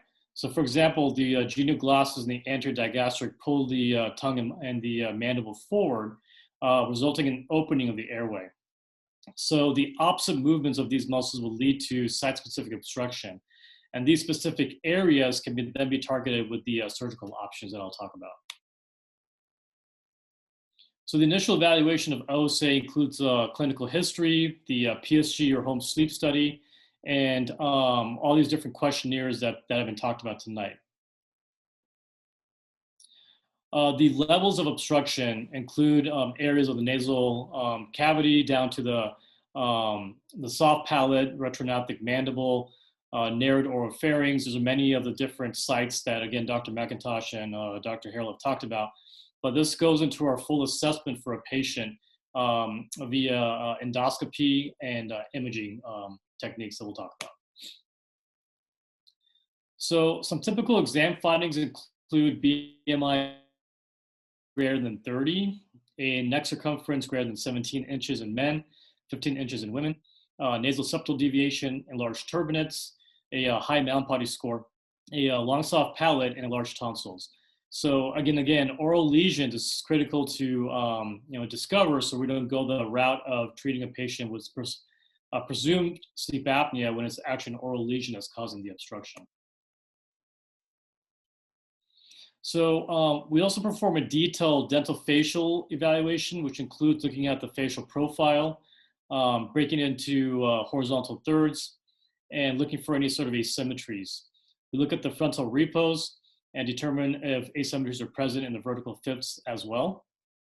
And the exam also includes a thorough evaluation of the TMJs, the palatal structure, looking for high arch or horizontal constriction, which can be addressed in pediatrics early on with the appliances Dr. Harrell talked about, or surgically with us when they're adults. The top image shows class 1 occlusion, which is considered normal. A high arch palate and narrow arch form indicates a hypoplastic maxilla and likely a narrow nasal complex, which also may need to be addressed surgically before performing another surgery like an MMA. So after the sleep study and clinical examination, additional tests that are done include the Mueller's maneuver, sleep endoscopy, cephalanalysis, and CT and MRI scanning. I use most of these diagnostic techniques to determine what type of intervention I'm going to use for my patients from a surgical perspective. Historically, 2D images have been used and still currently are used for assessment of patients with sleep apnea. But the key factor is that there's no estimate of the transverse dimension that Dr. Harrell again alluded to earlier. So I may use this as my pre-op imaging for determining my surgical sort of approach for the patient. But again, the CBCT is very critical for the 3D analysis of the airway. So we obtain a CT scan for patients that may undergo MMA surgery to determine any sort of TMJ pathologies currently present that may affect our treatment planning for that patient. I also do total joint replacement surgeries, and so I may combine TJR with MMA surgery, which I'll talk about with a case later on, for patients with both TMD and sleep apnea. So that's critical to have a baseline CT scan for TMJ, and I may get an MRI if a patient does have TMD, to assess for the disc morphology as well. If it's displaced anteriorly, we may do orthotics, other types of maneuvers, Botox, steroids to stabilize the joint before we do the MMA surgery. But again, if it stays pathologic, then we move to a total joint and MMA surgery at the same time. So Mueller's maneuver is a awake naropharyngoscopy performed to detect airway narrowing. So the scope is inserted through the nose and the patient attempts to inhale against a pinched off nose and a closed mouth. The negative pressure then would cause the walls of the upper airway to collapse. So a positive test is suggestive of OSA, and studies have shown that the HI correlates positively with the Mueller's maneuver. Another diagnostic tool is the drug-induced sleep endoscopy. I use this routinely on my patients as well, when determining if they're a Inspire upper airway nerve stimulator candidate versus a MMA surgery. That was first proposed by Croft and Pringle in 1991. Patients are sedated to a level of sufficient to induce snoring or mimic sleep. And then the scope is inserted through the nose and down to the pharyngeal region. And we assess for the areas of collapse. It allows me then to target some of my phase 1 type surgeries versus Inspire if the patient's considering that. So I use the Vogt classification system for assessment of my DICE procedures. There are many different classifications out there. There's no consensus on which one is better than the other. But typically Vogt, published by Eric Kazarian's group from UCSF and USC, commonly used at least 39% of the time amongst clinicians. So the Huntley study showed that preoperative DICE improves selection of surgical treatment options based on the anatomical obstruction. And that leads to the higher success rate of the various surgeries. And that was alluded by Dr. Suri as well earlier this evening about the phase 1 surgeries having a mixed sort of a result. But if you target based off the patient phenotype and you assess them truly for where the obstruction is happening, then in our practice, the success rate is much higher. The green studies showed retropharyngeal lateral wall related obstruction was associated with poor surgical outcomes. And that point's critical. It's a lateral pharyngeal wall that leads to most of the issues in terms of post-surgical outcomes. And so that can be addressed with expansion pharyngoplasty or SARPI procedures where you expand the upper jaw, or even MMA surgeries where it brings the jaw forward and gives tension to the lateral wall, preventing that collapse. And then later on, if you want to do things like phase 1 surgeries, tongue-based surgeries, palate surgeries, you'll get a higher success rate of those surgeries as well. So DICE is still controversial. There's some clinicians out there that don't believe that it truly is a good diagnostic tool. Again, for me, this is in combination with everything else I have at my disposal, including the CT scans, the clinical exams. So I think this is a good diagnostic modality to be used when you're assessing sleep patients. So this is a video of a DICE procedure. You can see AP collapse happening in this patient with snoring present as well. This patient had a mild sleep apnea diagnosis along with TMD, and I'll show his case later on. And at the tongue base, you'll see again 100% collapse in the APA dimension, not much of a lateral wall component to this patient. So doing a TMD MMA where you're advancing the entire complex and having the MMA portion built into the prosthesis would work for this type of patient.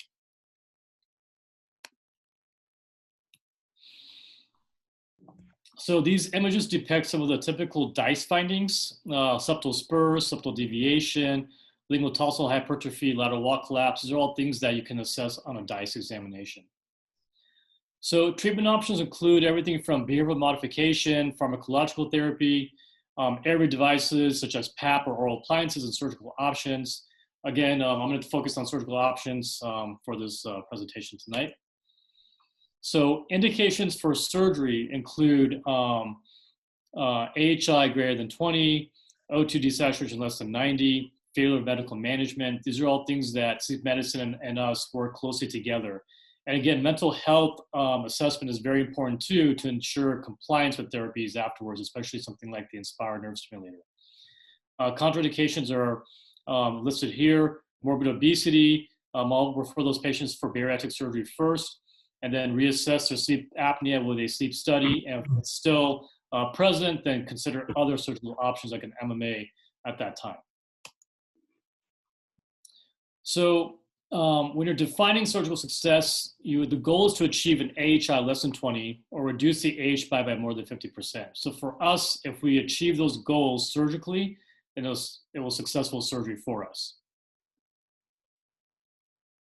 The treatment protocols have been described. Again, there's no set protocol that I use. Every patient is different. Every patient has a different anatomy, different obstruction. And so the surgery should be tailored to the actual patient. That's the key point from all this.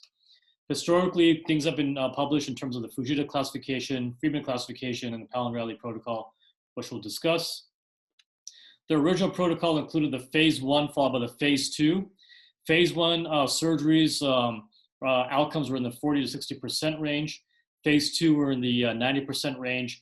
Most patients went through that phase 1 followed by phase 2. But again, this sort of protocol has changed since then. And the Stanford group has recently published a new protocol, which I'll talk about. The phase 1 surgeries include things like nasal, palate surgeries, and tongue-based surgeries, which we'll go into more detail. And the phase 2 include the MMA surgery and also now the hypoglossal nerve stimulator. So this updated Stanford protocol was recently introduced, and it's a continuum and interplay of the original protocol and algorithm. There's no one treatment, again, that is always tried first. Patients now may undergo MMA surgery first, followed by the traditional phase 1 options if the OSA is severe enough. And this protocol is similar to the one I presented earlier in terms of assessing patients and truly delivering a multidisciplinary approach for treating patients. So we'll go over some of these surgical options for treating patients. Nasal surgeries include things like septorhinoplasty, turbinectomy, RF reduction, and internal nasal and extranasal valve reconstruction. The nasal surgeries, nasal obstruction can occur at the septum, turbinates, or the nasal valve.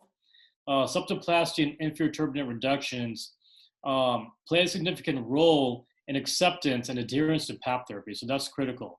It's not really used to treat the AHI per se for the patient, but it's more for allowing the patient to go back on their PAP therapy and be compliant with that. So septoplasty, again, has a limited effect on AHI.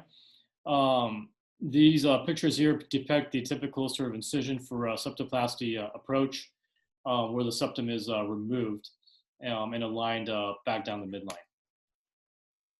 Turbinectomy reduces the inferior turbinates, that's the target structure, and that can be done with the RF or with a microdebrider, which is my choice. So again, this leads to increased airflow and decrease in airway turbulence. And turbinectomy itself doesn't affect the AHI, but again, makes patients more compliant with their PAP therapy.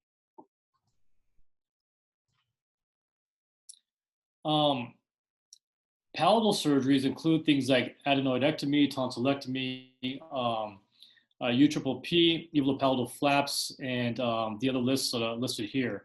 In my practice, I typically do the lateral palatal expansion pharyngoplasty along with the uvulo-palatal flap instead of the UPPP, and that's been sort of the adopted practice of Dr. Riley and his team out there at Cal Sleep. So adenoids and tonsillectomy typically involves a surgical procedure where you're removing these structures, and this increases the AP in the lateral airway space. So both are first-line surgical treatment options in childhood sleep apnea. And again, for adults, this could be used in combination then with the expansion pharyngoplasty and the uvular flap, which we'll talk about. So for completeness, the UPPP is the most commonly performed surgery for OSA.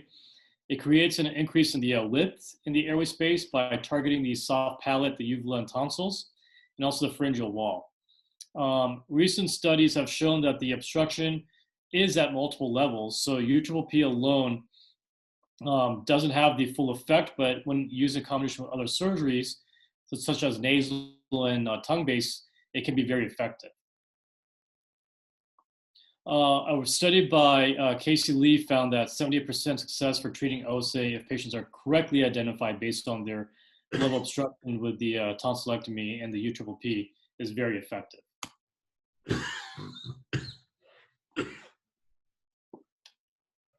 So this image here just shows the actual technique of removing the tonsils and part of the palate, and again, suturing that area closed, and this is the standard UPPP procedure.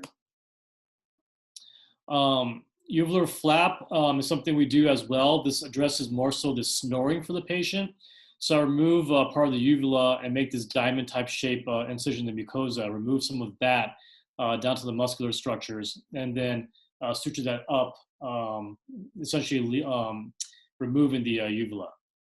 And again, this I use in combination with the expansion pharyngoplasty. So this patient here depicts the uvular flap technique in the final closure. So lateral pharyngeal wall narrowing has been shown to be the sole oropharyngeal finding on examination that predisposes to OSA. As a result, the lateral pharyngoplasty and expansion pharyngoplasty were proposed to widen the airway by reducing the soft palate and suturing the throat walls laterally. So Pang and Woodson in 2007 presented a modification of this, creating tension in the lateral pharyngeal wall, which prevented its collapse and reduced the number of apneic episodes. So they termed this technique the expansion sphincter pharyngoplasty. So the procedure entails the tonsillectomy, followed by the palatopharyngeal muscle flap development pictured here, which is then amputated at the base and rotated laterally and sutured at that structure. And so the uvular flap is also performed, followed by suturing of the anterior and posterior tonsillar pillars, which completes the palatopharyngoplasty.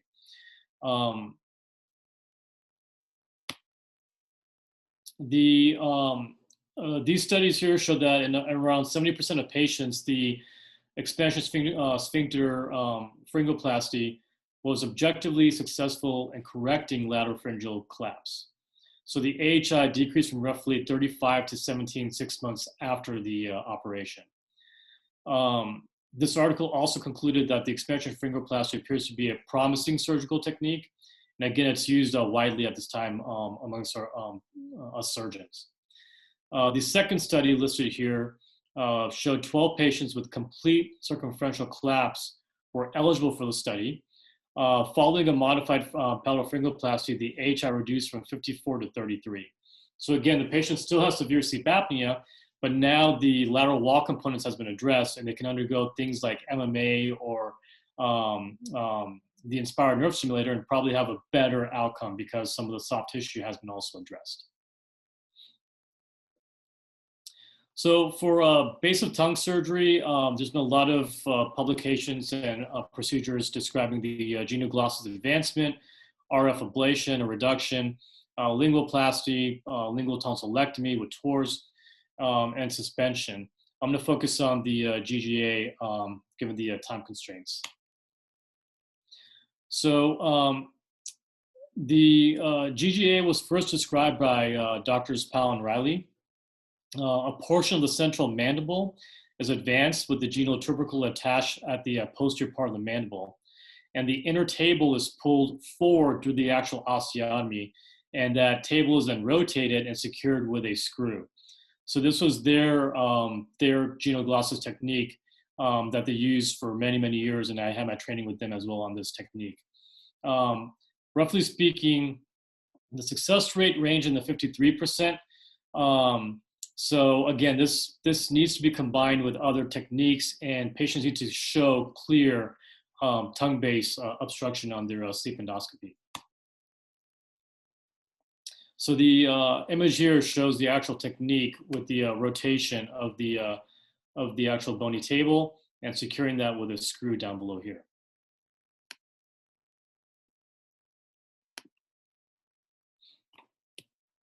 So I'm now using CT scanning and virtual surgical planning for my cases for the GGA advancement.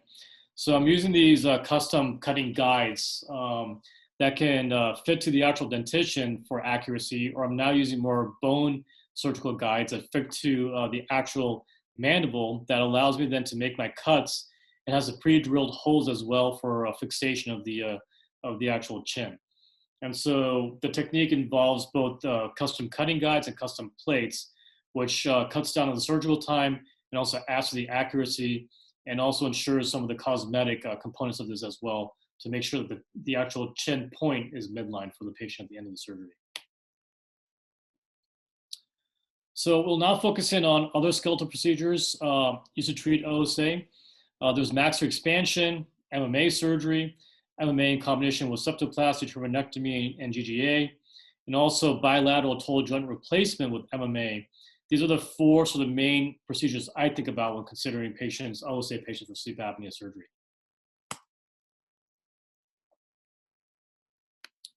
So as evidence in the pediatric literature changes or advances, changing a high arch palate to a dome-shaped palate via rapid maxillary expansion treats the nasal obstruction and also the OSA. So that's very important to understand. So here you can see the expansion occurring surgically and then with a palatal device. And the actual changes occurs at the nasal floor as well. So this improves the actual breathing for the patient. So this in combination with the MMA surgery will allow for a better aesthetic outcome, better occlusion, better airflow through the nasal passages, along with the MMA where the airway in the back of the airway opens up. So max expansion is, I think, another important factor to think about for these patients. So MMA is a mainstay treatment when considering skeletal surgical management. MMA surgery involves an osteotomy across the maxilla to simulate a Lefort 1 fracture, and osteotomies in the mandible to allow for advancement of the whole complex in a counterclockwise rotation. So this leads to changes in the aesthetics, the occlusion, and multi-level aspects of the airway. The MMA evolved from principles taken from orthodontic surgery, which treat dental-facial deformities, malocclusion, and TMJ pathology. So all these different variations and modifications were made over the years. And then Doctors Powell and Riley applied orthodontic surgery to sleep apnea and came up with the terminology of the MMA surgery. So the goal is to maintain normal facial balance and also address facial aesthetic concerns concurrently with the MMA by incorporating the counterclockwise rotation. So counterclockwise allows me to move the MMA in a way where I don't have to advance the jaw per se 10 or so millimeters. I can maybe do it 6 to 8 in the maxilla, but with the counterclockwise rotation, you're pulling the entire retropalatal retropharyngeal space forward as well. And so the mandible swings forward, and that allows me from an aesthetic standpoint to minimize some of the protrusive look of the patient. So this MMA case was recently completed with our team. We use CT scanning for custom cutting guides and custom plate fabrication. I'm also now using custom cutting guides and plates for the mandible. We're looking at the joint positioning for these cases and working on a publication on this pretty soon. Again, the importance is that we maintain the original CR position for the joint. And if you don't, the problem that can occur is that the jaw can swing backwards if you haven't maintained that. Or worst case, the patient develops TMJ over years, and then you're looking at a possible total joint replacement in the future. So this patient's AHI was 38. His post-op AHI was 1.3, and you can see the numbers here. Again, the numbers, well, looking at the A point, B point, Pagonion, Menton, I look at that generally from an aesthetic standpoint, but I already have an idea of how the airway is going to change looking at the CT scan pre-op. So this slide shows the actual custom cutting guides fixated to the maxilla and the mandible. This is the surgery showcasing the mandibular or the maxillary osteotomy with the advancement. Again, the custom cutting guides are positioned here. This one I used a bone-borne custom cutting guide with the pre-drilled holes. And then these custom plates are positioned when the maxilla comes forward using the intermediate splint. And the plates fit directly over the holes, which minimizes the amount of time required to bend the plates as well intra-op. Here, you can see the positioned cutting guide here for the lower jaw. And again, the pre-drilled holes are positioned here as well. And once the jaw has been fractured, we can mobilize the mandible, put it into the final splint, and then fixate the plate, which has been planned according to the TMJ being in the CR position, which eliminates any sort of distortion of the joint post-op. So here you can see the patient pre-airway here and post-airway here with these custom plates that have been placed for the patient. So many studies have been published showing surgical success after MMA surgery. This has been really well published and researched. In 1993, Riley and Powell showed that patients AHI less than 20 had a surgical success of 77%, but AHI more than 60 had a success rate of 42% for phase 1 surgeries. The phase 2 surgery, though, had a success rate of 97%. A lot of these studies have also shown that the AHI drops around 45 pre-op to around 2 post-op, which is done by Hogbon's group. Caples in 2010 published a meta-analysis showing no difference between primary and secondary MMA. Hopefully in 2010 published a meta-analysis showing clinical efficacy and safety of MMA surgery and the reduction of AHI from 64 down to 9.5. So overall, patients reported improved subjective ratings of sleepiness, mood, depression, concentration, memory, and stress. So those are some of the findings. The lateral ceph shown here showed that the mean increase of the posterior pharyngeal space went from 5 to 6 to 10 plus in these patients. And the mean AHI also decreased from 64 to 9.5 as mentioned before.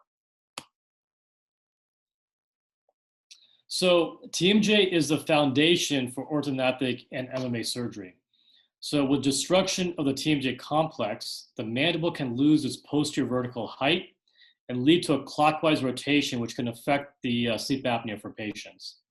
So it's really critical to obtain a thorough TMJ examination and treat any TMJ pathology prior to initiating oral appliance and MMA therapy. So this association with TMJ and sleep apnea has been well documented, but the actual mechanism is really sort of not understood at this time. Many of our TMJ patients test positive for OSA at our clinics. And again, TMJ may be directly a cause of OSA because of the anatomical changes, as I mentioned. This is an area that our group is actively researching, and I think collaborative efforts are more needed. And assessing the TMD in sleep apnea population. So why is TMJ evaluation treatment critical when considering MMA surgery? That's a question that I ask a lot of our residents. And the answer is, again, TMJ is a foundation. Unstable and pathological joints can lead to relapse of the planned jaw movements, and that's critical to understand. And stabilizing the joints with medical treatment in orthotics is the initial management. But again, if that doesn't work, then we go to a total joint replacement along with MMA surgery. So total joint reconstruction with orthodontic surgery, again, leads to improvement in function and airway, and also the TMJ disorder. So our team has found the surgical option to be very effective for patients. Down here, we published this chapter in the atlas that goes through the steps in detail regarding bilateral TMJ with MMA surgery. And I'll talk about this in more detail here. So this patient is in his late 60s, came in with purely a TMD sort of diagnosis because of DJD and also articular disc displacement. Along with the TMD, looking at his actual facial profile, I suspected sleep apnea, so sent him over for a sleep evaluation, and he came back with low moderate OSA. And so we talked about, given his longstanding TMD, the medical management didn't work for this patient, so TJR was really the way to go. And so we talked about advancing his upper jaw and lower jaw as well to treat a sleep apnea. So MMA surgery I wouldn't do for a high, mild to low moderate patient, but in this case, given his TMD and the need for total joint replacement, he was on board for proceeding with the MMA surgery as well. So this again shows his lateral PASF and pano, which is our standard imaging. Patient had an MRI completed showing articular disc displacement and a CT scan showing DJD. These are his preoperative sleep study. Again, we went through the DICE already, so I'm going to skip through this slide. And this is his analysis, the step analysis that we use as part of our pre-op planning. And this is a fabrication of the actual prosthesis, bilateral joints.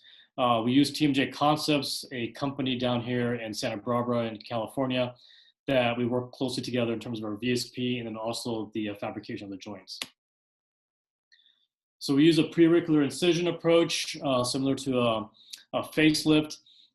We go down to the actual temporalis fascia and dissect down to the condyle and remove the condyle and the coronoid at this time. We also publish a paper using bone scalpels, an ultrasonic instrument that allows us to cut bone, and it doesn't cut soft tissue or vessels. And so in the TMJ region, you're around a lot of large arteries, especially the IMAX, that can cause a lot of bleeding. We've had to go down to the external carotid a few times to tie that off to prevent that excessive bleeding happening from the IMAX. So this instrument has allowed us to cut down on blood loss, and we haven't had that issue since. And this was also published 2-3 years ago. So we also make a neck incision to place the mandibular prosthesis through the neck. The faucicus places a preauricular incision. And here you can see the TMJ prosthesis in place. We also harvest fat. Dr. Wolford's group out of Parkland and in Texas published a lot of good articles on the use of fat, which prevents hypertrophic bone formation around the condyle and the prosthetic joint. And so that's very critical, that if you have excess bone that forms, the prosthesis won't work properly. And so placing fat around the joint is a very critical component of this as well. So once the prosthesis is closed, we then move to the maxilla. And again, in the prosthesis, the mandibular advancement is already built in. And so the mandible is advanced. We then do our down fracture of the Le Fort. We put in the final splint, and then using our cutting guides and our custom plates, the maxilla is positioned accurately as well, according to where the mandible was positioned from the TJR. So here you can see the lateral ceph of this patient pre-op and then post-op with the airway that's opened up. And here's a pre-op dice and the post-op dice. Again, you're going to see AP collapse at the retropalatal region. And for the patient, and for on the right, the dice will show there's no AP collapse at the retropalatal or the retroglossal as we move down through the airway. On the right side, you can see the airway staying open during his inhalation processes.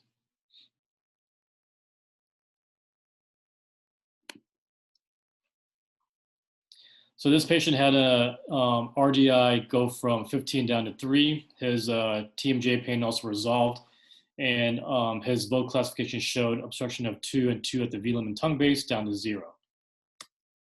There's a patient pre and post. So there's a lot of good studies out there at this time showing the efficacy and longevity of the joint replacement surgery. Wolford showed a 20-year follow-up with significant improvement in all parameters, including the incisal opening, jaw function, TMJ pain and diet, and quality of life.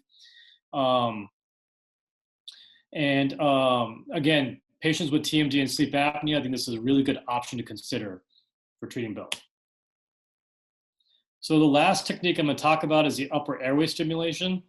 So this FDA approval came out around 5 years ago. Our group has done around 36 cases at this time. The 5-year study recently was published, shows again a significant improvement in the ESS, ODI, AHI, and FOSQ. The indications include adults 22 years of age or older.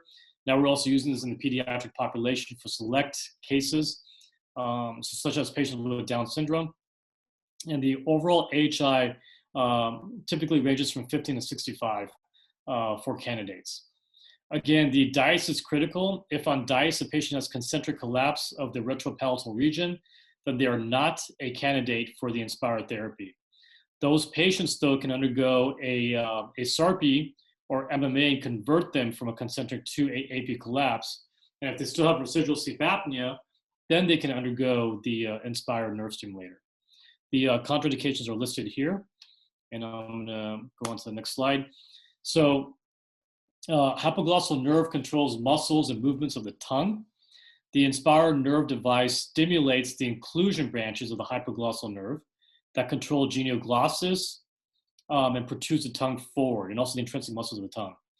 The motion also provides mechanical coupling with the palate, which results in opening of the posterior airway in the retropalatal region as well.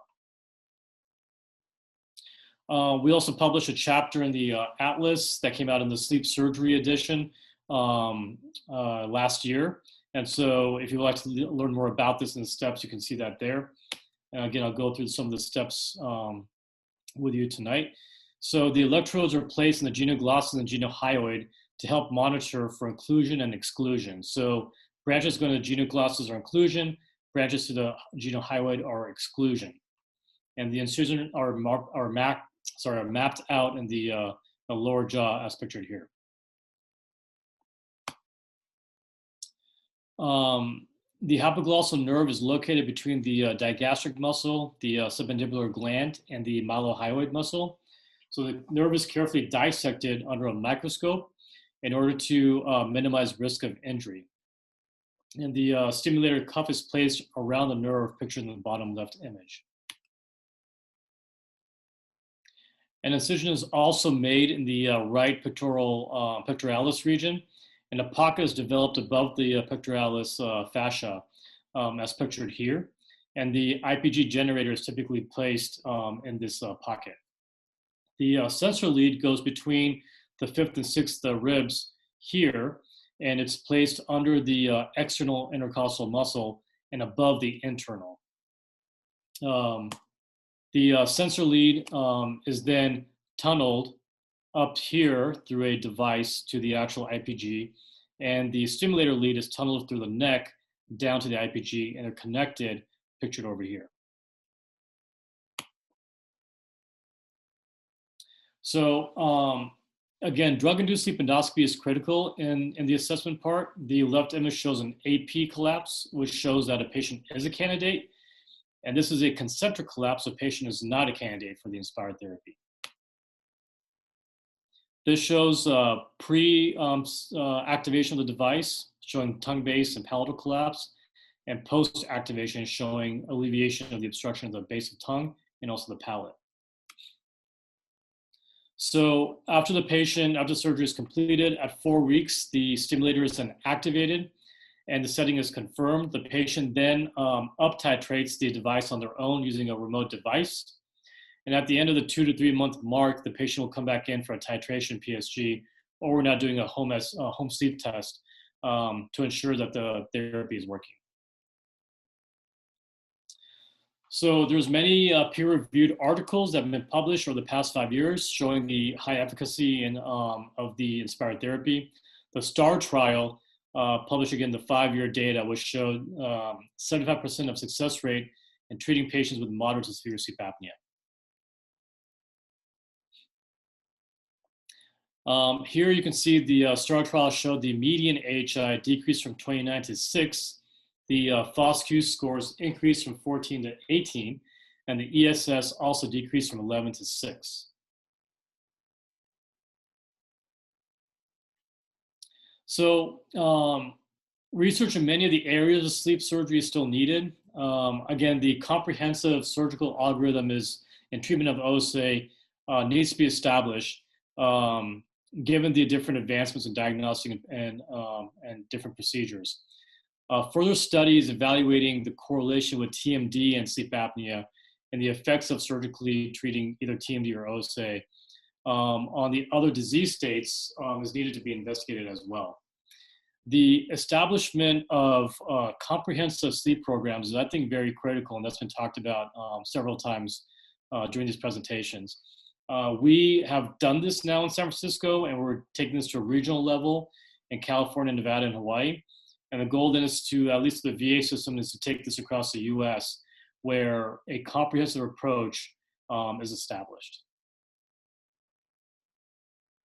And I'm happy to take any questions. Dr. Rishi, can you please stop your sharing? Thank you so much for a wonderful, wonderful and an enthusiastic presentation. And it is past midnight, I think, at your place and Dr. Harrell's place, but we are so grateful for all your insights in the beautiful lecture. And definitely, we know that we have crossed our time quite a bit, but still we have a few questions which we would like you to answer. Actually, Dr. Vasundhara Bhar has asked that if we specifically target mandibular advancement surgeries in mandibular retrognathis cases, how much does it work? What is your experience? Yeah, what is your experience? It works tremendously. So retrognathia in the upper and lower jaw, if you correct that with the advancement, I've seen cures in most of my patients.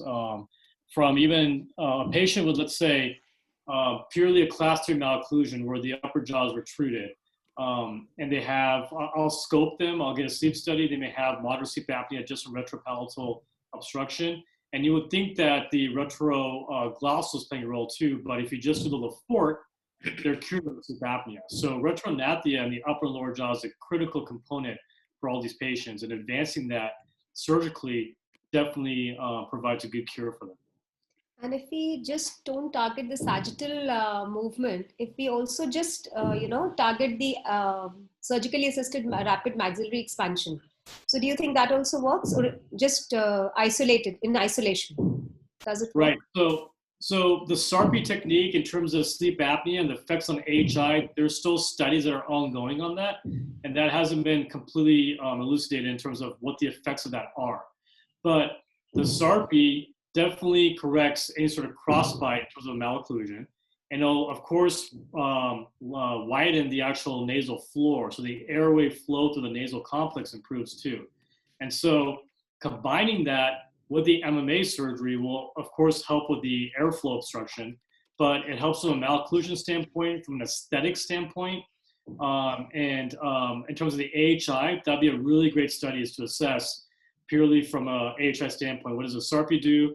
SARPI combination with MMA, or just a pure MMA?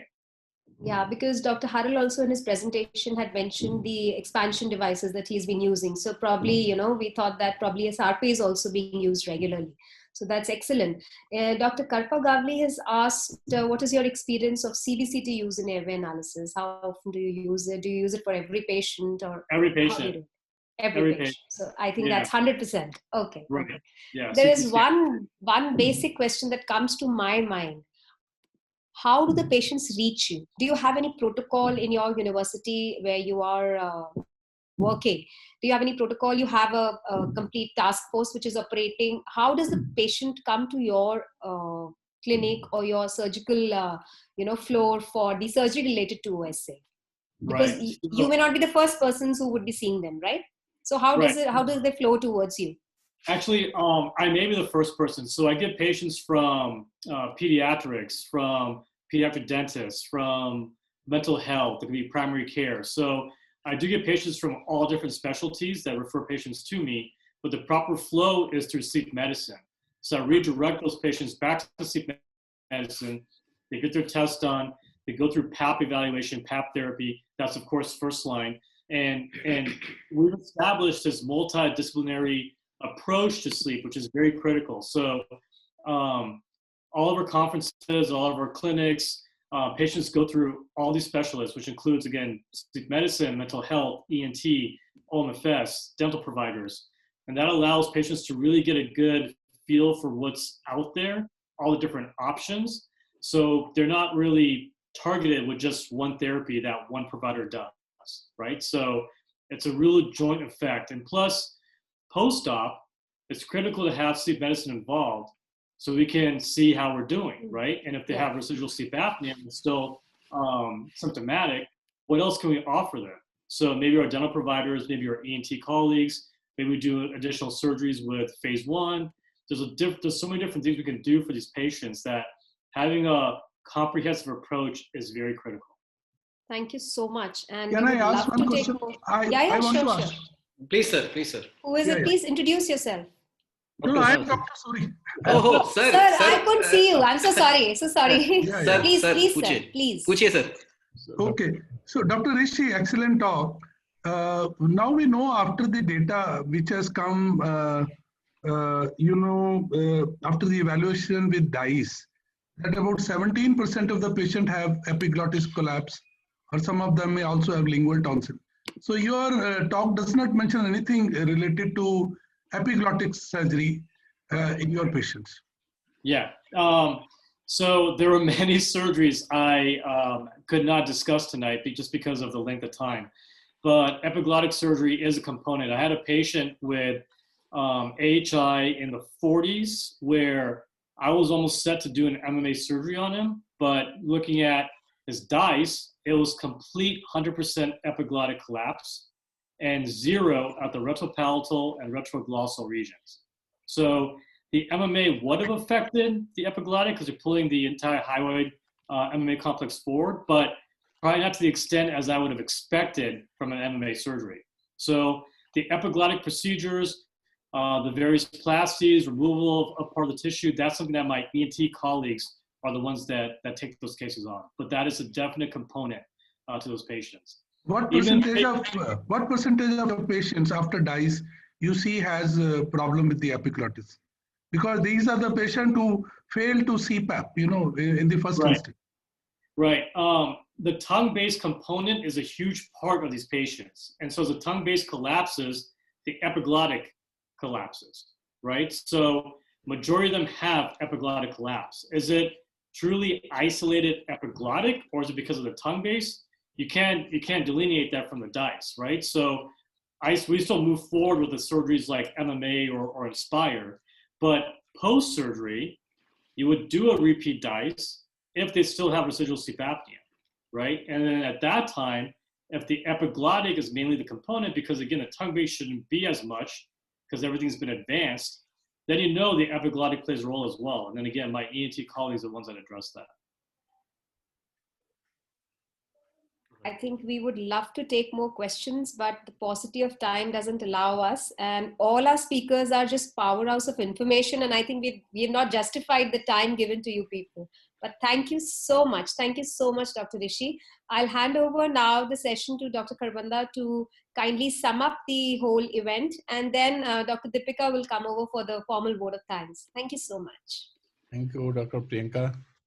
I think this particular international conclave with wisdom of such an experts from diverse background, bringing them together, your group, you, Aman and Deepika and others deserve a big congratulations. First of all, I'd like to thank you. Thank you. Now, coming to it is not possible to summarize this huge information in 3 minutes, but I will make an attempt. And from Dr. Suri, I will just convey the most important message that there is a need to integrate and collaborate and perhaps establish a collaborative integrated sleep lab. From Dr. Harrell, I wish to convey that you cannot live without 3D evaluation. You have to work early on sleep cases. You need to have a biological markers on the face, and orthodontics and dento-facial orthopedics to great extent can manage obstructive sleep apnea in children. And with with my friend from Australia, Queensland, Dr. Dixon, if I'm not wrong, and Dr. David. Dr. David. I know it is summertime in Queensland and it is winter time in Delhi.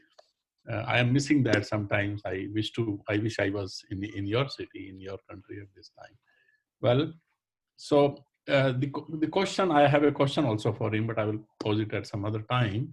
But what he has awakened us about the tori, about bruxism, about the evaluation, about the dental caries, how a dentist can remain ignorant, having seen these features in the mouth and still not suspecting a problem with the child. See, that is what is the true awakening of dentists, that how we should look for OSA. And with Dr. Rishi, absolutely fantastic presentation, shown a variety of surgeries, and one of the best things which I will appreciate, that you have shown where not to operate. Because a successful surgeon is not the one who knows where to operate and what to operate and what procedures to do, but where not to operate. So you showed contraindications very well. Also, the precision guides, excellent. The precision drills, precision guides, how to maintain the TMJ, because while we do the mandible advancement, we lose TMJ out of the glenoid fossa and we end up in avascular necrosis and so many other problems which we see. So that is very good advice and suggestion and good surgery. In addition, I have wished to say that we all know that the OSA is not just only an anatomical problem; it is also a functional problem, and we need to know the role of functional MRI at some stage in the diagnosis. So that is another aspect. In spite of all the best possible treatment, some group of patients do not respond to any of these measures. And I think that particular group remains to be explored. Thank you very much for information. I think this conclave has opened up a new avenues for collaboration, discussion, a new awakening.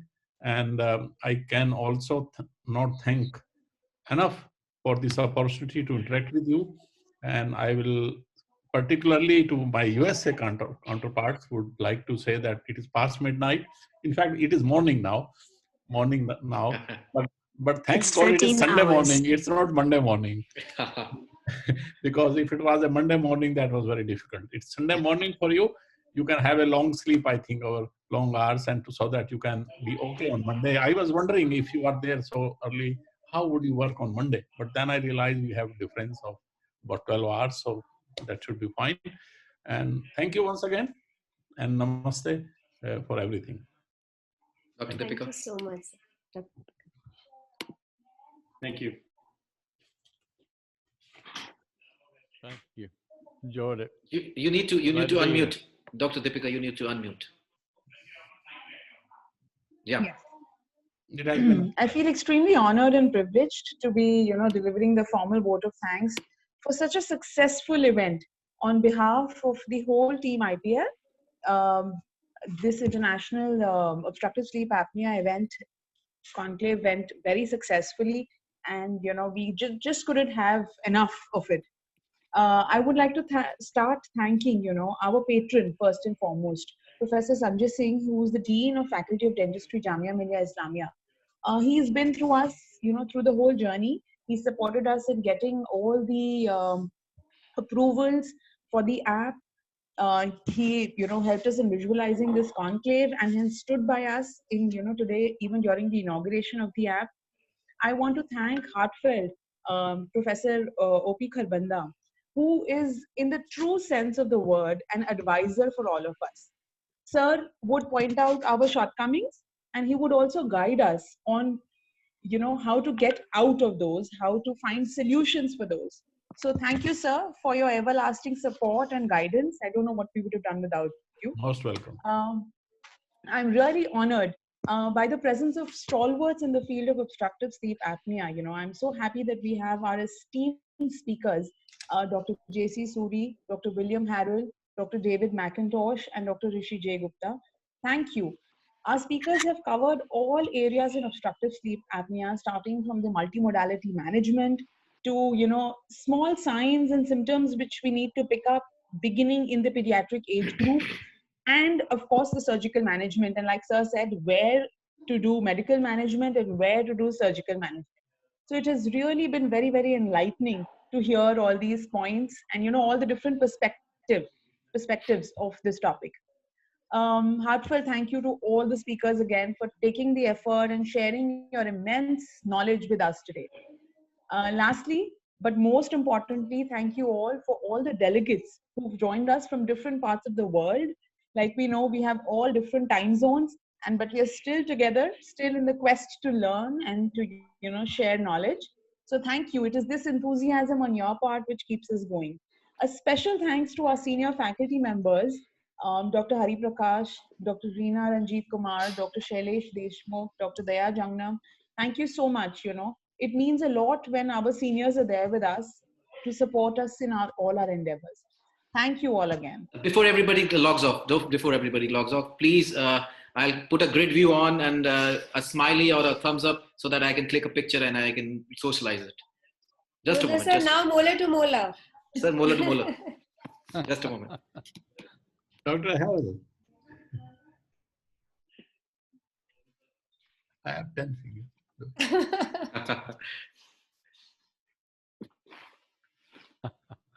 Thank you so much. Thank you so much. Have a great day. Namaste. Good deal. Namaste. Thank you. Thank you. Thank you. Enjoyed it. Good. Thank you, Dr. Harrell. Thank you.